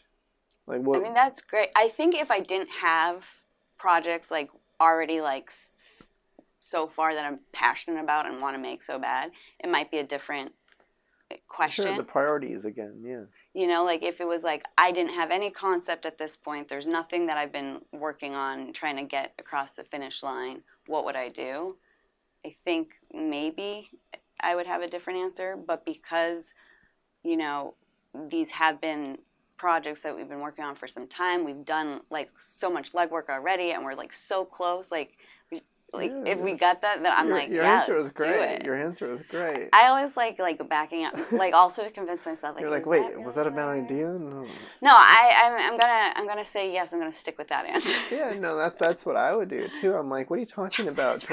Well, what are you thinking putting that money toward the script? But then these guys are in a different place in their careers. Exactly. They're not here to make a whatever. They didn't seem like the filmmaker types. They're more of the moneymaker, producers in the background, which is the whole different thing. It's a whole different thing. Yep. It's like, what are your... So I'm just what do you value? What's your passion? I can make 10 movies. Yeah. 50,000. Yeah. But regardless, that was... Yeah, that's a good question. But, oh my God, I would love 500,000. Nice, right? It sounds wonderful. But I think... It's probably one movie. Not decent. Doing the... Yeah. These 2 films in particular were meant to be, like, super, like, again, contained, low-budget skeleton. You know what? I'm going to change my answer. This other film. Oh, you're cheating now. Okay, go. I'm cheating. I'll give a backup answer. Okay? No, it's great. This other film, the one that I went to the workshop where we met, the one that I was kind of working on when we went to that workshop. Yeah. That I said we kind of put on the back burner because it's a bigger kind of undertaking concept, bigger world sort of thing. I think I would put the money towards making that film. Okay, well, you're still making a movie. Yeah, but it's like, which one? Okay. And that's, like, important to me, and maybe to other people, it's like, well, It's because that one is, like, my baby. The other ones are more like, I'm passionate about them because we're working on it with our people, and I really like it, and, like, working with the people I'm with is cool. Yeah. But as far as, like, what's the one that, like, hits me? Oh, it's okay. that one. Okay. And that one would be so So fun. how do you feel about, is there any anxiety built into the idea of, this is me projecting a little bit, but it's like, great, you've produced some stuff. Mm-hmm. It's like, oh my gosh, I got the $500,000 and I'm going to make this movie. Mm-hmm. Is there any anxiety that comes with like managing that kind of money? Oh my God, yeah. And that kind of team Yeah. and seeing that thing through? Oh my God, yeah. And actually, that's kind of at the top of this conversation. I was like, I'm not trying to like do it at that scale. I would love to work with people that are sure. at that level, know how to manage a budget that big. You bring in the line producer. Yeah, and like let me learn from them. Yeah, You know, like but you're still a producer. yes. But having a little bit more like support and people that have done it before and have worked with budgets that size would make me feel so much better. Like I can take direction fairly well if I'm learning something. It's a great answer. Always lean on the team if you're feeling any anxiety whatsoever. You got. Oh, I could not do this without the team. No, like even like this podcast right now, I'm usually like, where's the team of people? Like it just, I feel better. I feel like I'm more competent when I have the team because there's just something about being a part of a team that you share the weight and like you have people to bounce ideas off of. It's a checks and balances kind of thing. That's huge, but it's also why you have to stack your team well. Make sure that you don't just have a team, but a team of people that all have, you know, varying skill sets and things like that to bring to it. But yeah, I have super anxiety over that big of a budget. Yeah. Yeah, because I mean, all right, this is, have you considered sitting in the director chair yourself? Is that a thought that's gone through your mind? Little like flickers of it. Honestly, when I really noticed like, oh, maybe I could do that is so my boyfriend is an actor among, you know, he also is a director, producer, and my roommate's an actor, and we'll do self-tapes all the time here. And I'm usually a reader, and we'll work together, and I will give, like, you know, different kind of suggestions, whatever you want to call it, of how to work through it. It is, I mean, direction. I like to say suggestion because I'm not necessarily sure, and maybe you as a director, you're like, we're not sure either, but I'm not necessarily sure if this is going to work or not, but I'm like, what if you try it like this, you know, like... Sure. I thought you were going to say that you're not sure what the casting is looking for. Because that's also if true. I'm helping people with a self-tape, yeah. I'm like, this is how I would direct this moment. But the director that you're auditioning for. Right, and that's true, and that's why I'm always asking, okay, what is the breakdown? What is this character? Guesswork anyway. But then and then at the end, you just need to make a choice and make it strong. It doesn't matter what you make, just make a choice. Because, you know, and so when I would be doing that, I was like, they would be like, oh, that was a really good note. Oh, that was a really good note. And I was like, oh, like maybe I do like directing, like, because I like the process of like trying things out and like making little tweaks. I feel like I would be more of like, you know how they say an actor's director versus like the other director, where crew director, camera director, because I'm an actor, so I'm thinking about it through that lens a lot, not necessarily like the frame I want and like, you know, this is what I've now thought about that more because I've been doing it more. So now, like, even when I watch movies, I'm looking at the frame or the lighting or things that I've never even really thought of consciously before. But in general, I think I'm still more like I would direct based on acting. I was recently told that I was not an actor's director. Okay. From an actor. I was going to say, who said that to you? An actor told me this after I worked with him on a short. Okay. And he didn't mean anything mean, but I don't think it was like an insult or anything. But I'm like, excuse me. Doesn't have to be. No, I thought I was doing a good job. Whatever. It kind of hurt. And now, why do you think he said that? We're going to die. How does that make you feel? I don't know. I don't know. I feel like it was a scenario. It was a new scenario for me. It was still early on before I'd even moved. Oh, okay. So it was more like I took a lot of pride in the fact that I tried the acting thing before I directed. It wasn't necessarily the plan, but I'm like, oh, I know what it feels like to break down a character and do scene study and blah blah blah and blah blah. So I'm like, oh, I can totally relate to an actor now when I talk to them. Like I know what you're going. I know the amount of work it takes. I know how hard it is. So when I have the conversations, I'm like, we're on the same page. Right. Let's talk. I get it. I've been in those shoes. And so that's how I felt going into this experience. But it was also a bigger, it was like the biggest short that I had done up to that point too. So I had like higher caliber DP with a bigger camera and more crew. And I'm just like kind of a little bit overwhelmed with, like, we had 2 boom ops on that one. That was just weird. 2 boom ops. So if you know which one I'm talking about. But regardless, afterwards I was like, oh, so I might have been distracted with like handling. Well, I was going to say you were doing other I was roles. being a director. But that... I had an AD and I had like... It's still an indie film or an 100%. indie thing. So were you producing it? There's still that little thing, and maybe as the actor, they didn't get the attention they wanted. So regardless, with all that being said, I still took the note, and I'm like, I'm gonna be better. So like on this latest feature, I need to talk to my cast on that one and be like, hey guys, were they any good?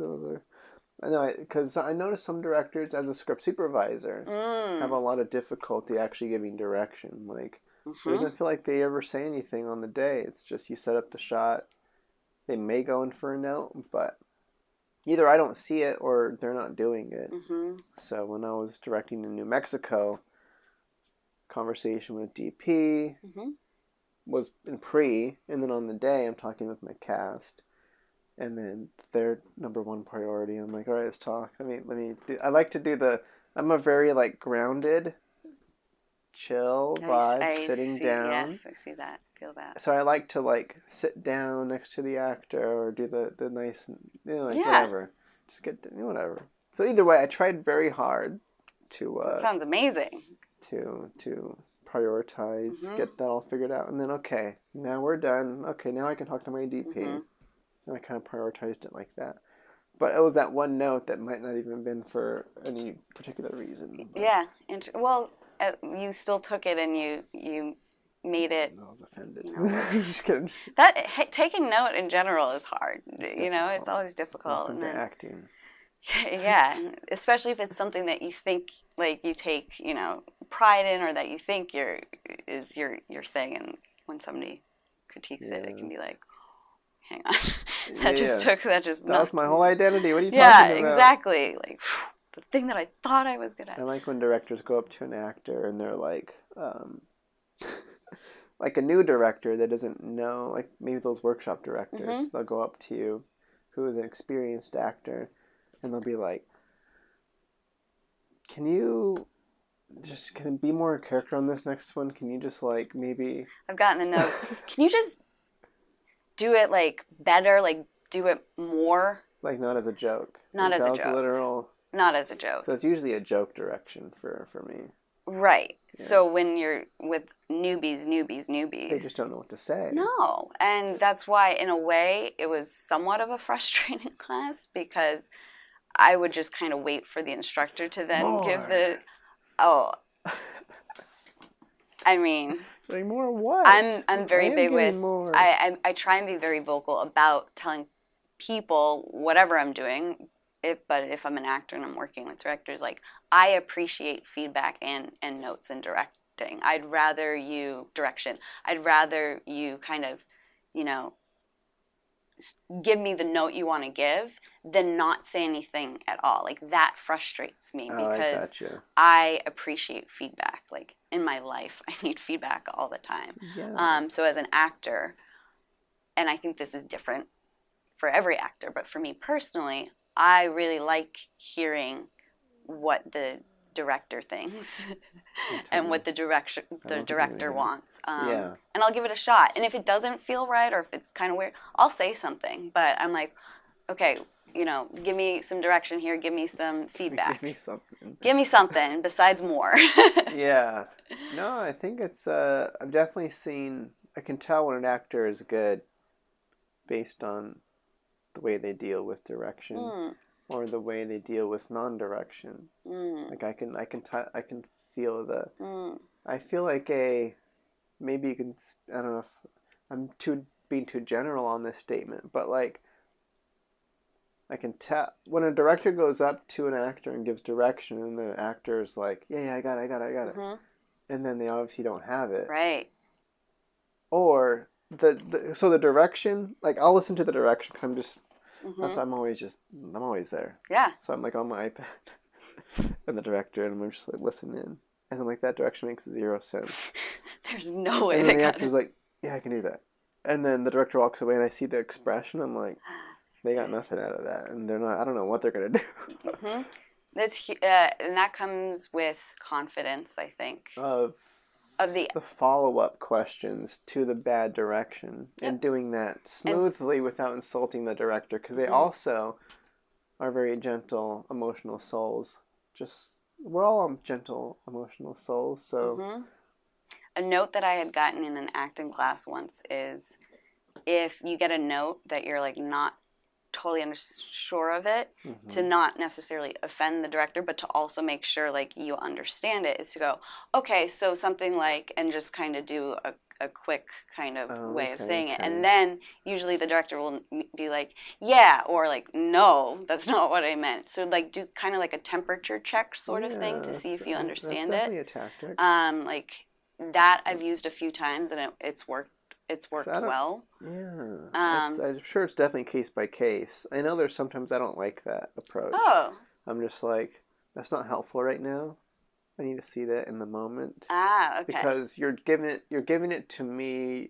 Like the acting's not really in yeah, there. and you know what? Now that you're like, definitely a case by case situation. Yeah, it could be if it's like a very specific thing that you're just trying to clarify.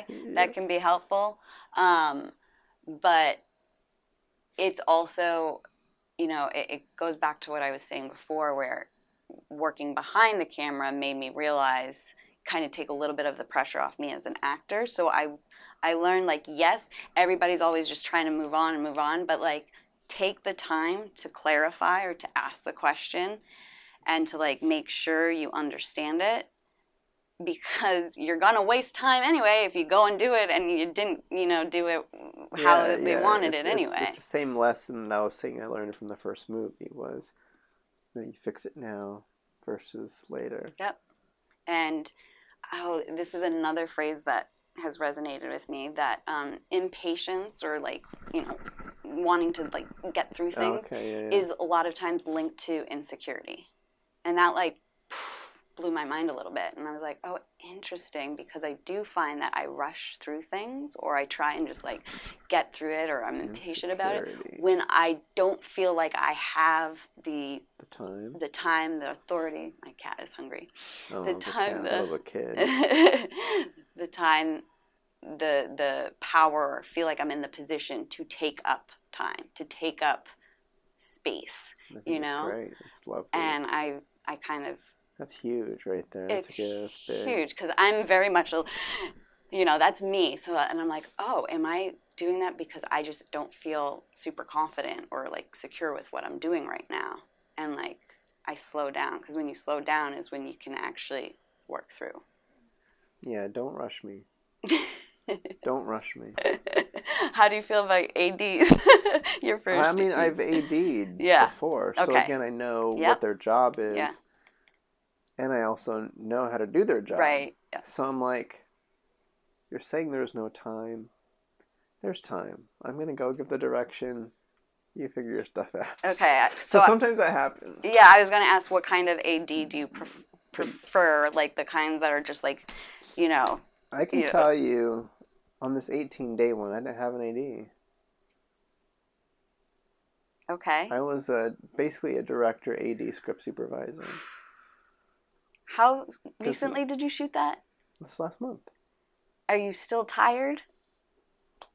I don't know why I did that. No, it was great. We did 10-hour days. Okay. That's because I'm big on rest. Yes. Okay. That's huge. Okay. And like script supervisor, I didn't like do script supervisor notes or anything. I was just more default script supervisor brain, where I had in the back of my mind the 180 line and the edit. And you realize like that's a huge skill to have, to be able to do all of that. No, that's great. You're like, yeah.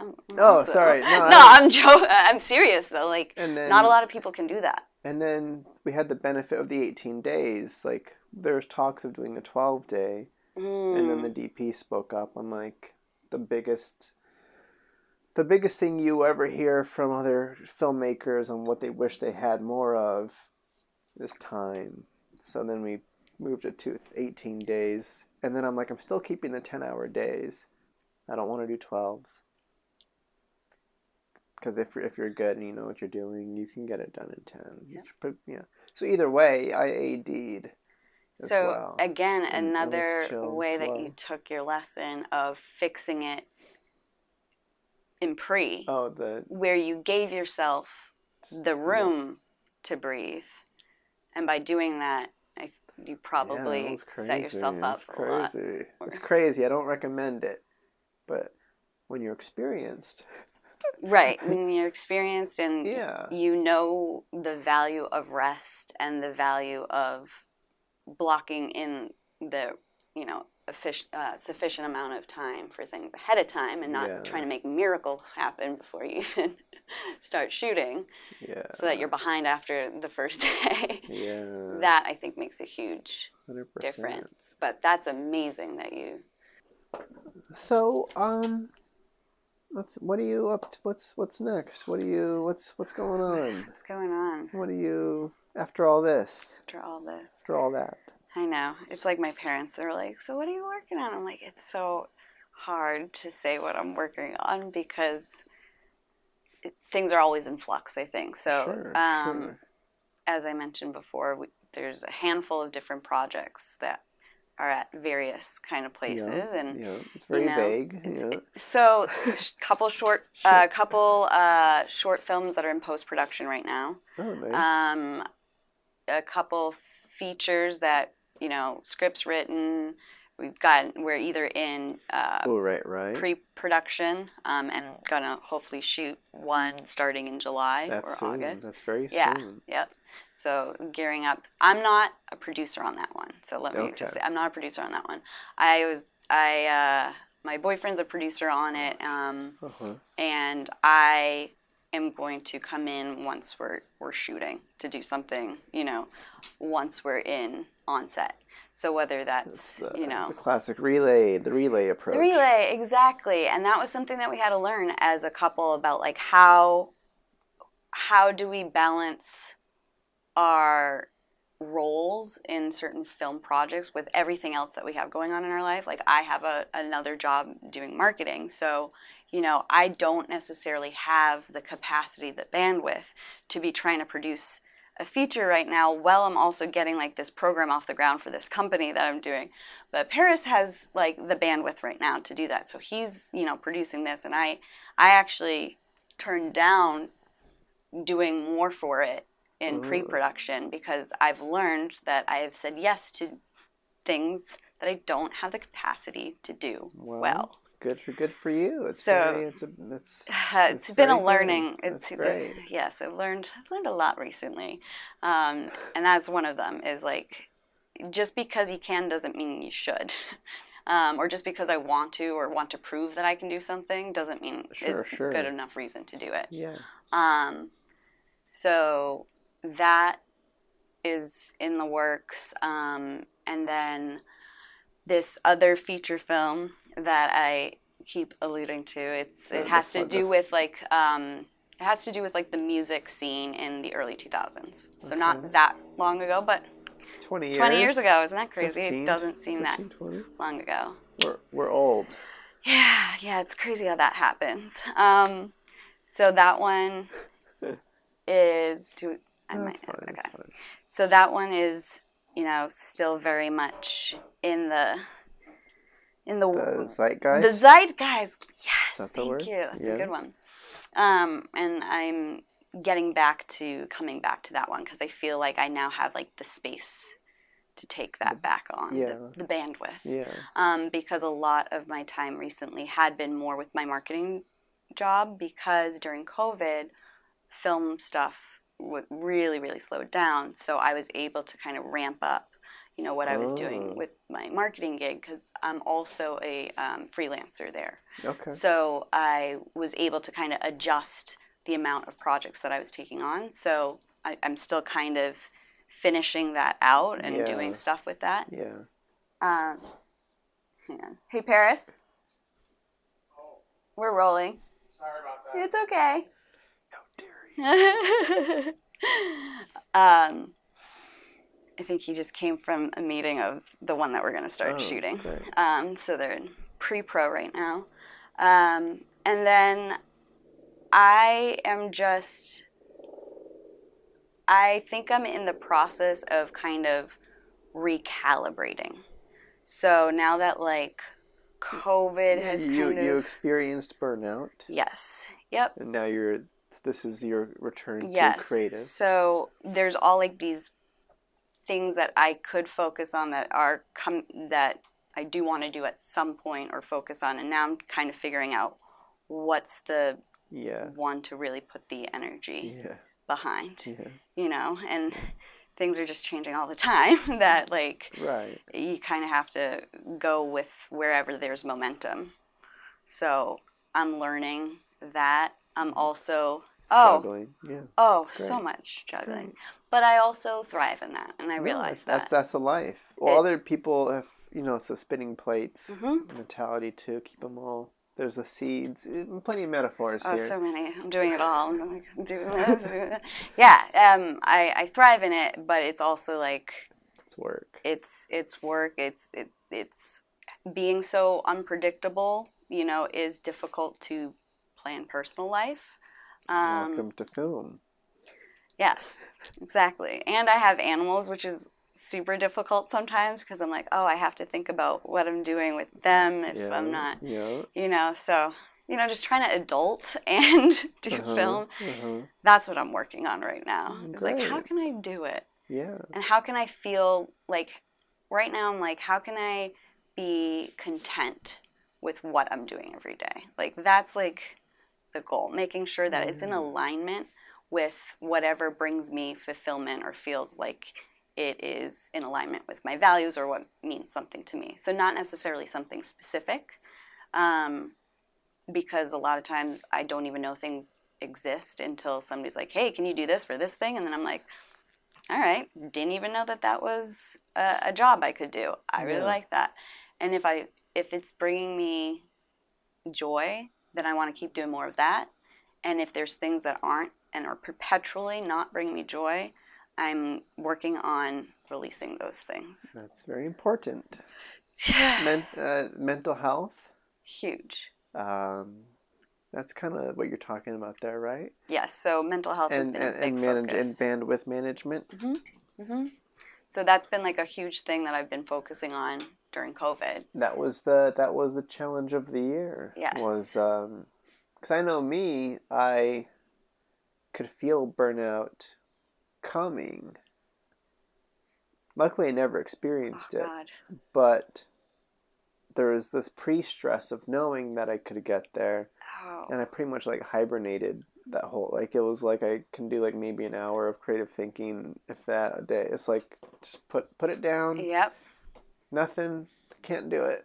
Well, that's like difficult. You could recognize it ahead of time, which is amazing. I did not know what had happened until like weeks after. I was like, oh my God, I'm burned. Because I seriously was like, what is like what's wrong? What is wrong? Like, I don't want to work on anything. I didn't have any new ideas. I felt very stuck. I was exhausted. I was just mad at everybody irritated me, and it just was like block after block after block, and I was just I was like, should I just move should I just move? Like, what should I do? What am I doing, you know? Yeah. And then I was like, oh, I am burnt out, and I know why I'm burnt out. Like, I was doing way too many things, stretching myself way too thin, and not doing the other things outside of all of this that replenish the well, you know? Yeah.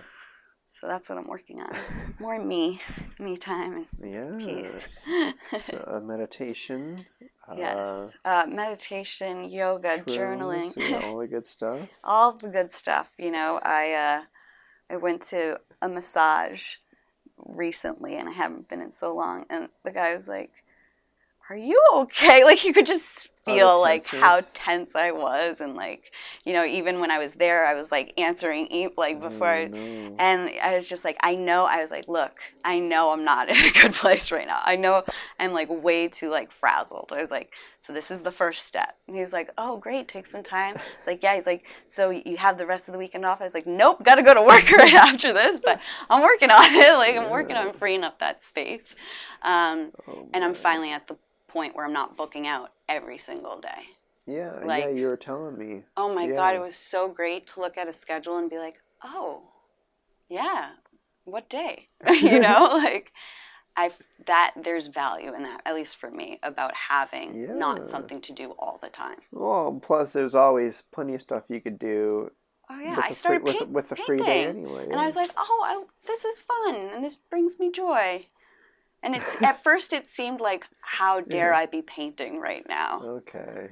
Yeah. But then I realized, back like, to your actor roots of that feeling you had. I have a lot of like, it's all the self stuff that I'm working through right now. Sure, it's great. Which I think comes out ultimately in whatever I'm doing in the film world, or in business, whatever blocks or limitations I'm giving myself personally, it's going to show through.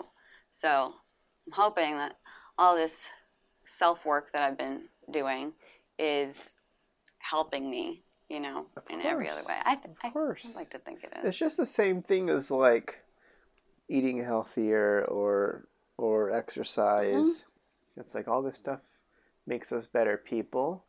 It makes us healthier, and we can think clearer. Our ideas are better. We're happier. We're more confident. It all kind of plays into one. Yep. And the only trick is just sustaining it for the entirety of your existence. Yep. And always. Yeah, the consistency. The consistency is key. Yep. And not having to do everything perfect. The adage of, you know, doing it is, you know, better than, like, not necessarily perfect is better than not doing it. That's how I feel about my running. It's like, I'm out on a run. This is already like better than 95% of the entire, or more than probably the country. You know, it's like, this is great. Celebrate the, you know, the forget little it 10 minutes, victories. whatever. It's a win. It's for sure a win. So that's the other thing that, you know, I'm working on. Is like, doesn't have to be perfect. Just do it. Do it. Just do it. Jeez, Nike. They knew it all along. How dare you? So annoying. Okay. Marketing. So, let me marketing. Great. Unless you have any other last minute, simple, quick questions for me, I think we're. Yeah, this has been a pleasure catching up and finding out kind of what your process has been like. It's been really cool. It was like your journey. Very condensed. Oh, for sure. I'm sure we'll chat more. Yeah. Yeah, we basically like downloaded our quick journeys to here that we didn't get to discuss when we first met. Yeah. But it's very reassuring, I think, to hear your story. It's very doable, right? Yeah. Well, with hard work, of course, but like, it's great to hear you came from someplace maybe very different than I came from, but how like we were learning similar lessons along the way. I mean, I went to school for engineering, so I did the logistical kind of same stuff that you were talking about. See, this is all making sense now. Yeah, I'm like, because you have that kind of. He's totally me. Yes. Whoa. So Very last simple question. It's not even a question. Is where can people find you if they want to yes. follow and keep up with all of this Follow- awesome follow, stuff you got like, going on? Subscribe. Subscribe, of course, to the podcast. So on Instagram, I am _ Stephanie Bates _ Yeah. because my name isn't that unique. And I would say Instagram is probably the best place to find me, although I'm not super active on social media. That's been another thing I've kind of taken a step away from. Yeah. Probably But for the best. yes, but also my website, which is stephanie-bates.com. And that's not super, thorough, but it's at least a place to find out how to, email me or connect with me on any social media platform that I'm on, or Great. kind of see what I'm up to. Lovely. She's The telling cat. me. She's saying The cat I'm done. wants you. What's the cat's name? Michonne. Mashawn? Mm-hmm. Okay. Yes. Great. All right. Well, with that being said, thanks again. Thank you so much. It's been a pleasure chatting. Great. All right. Bye.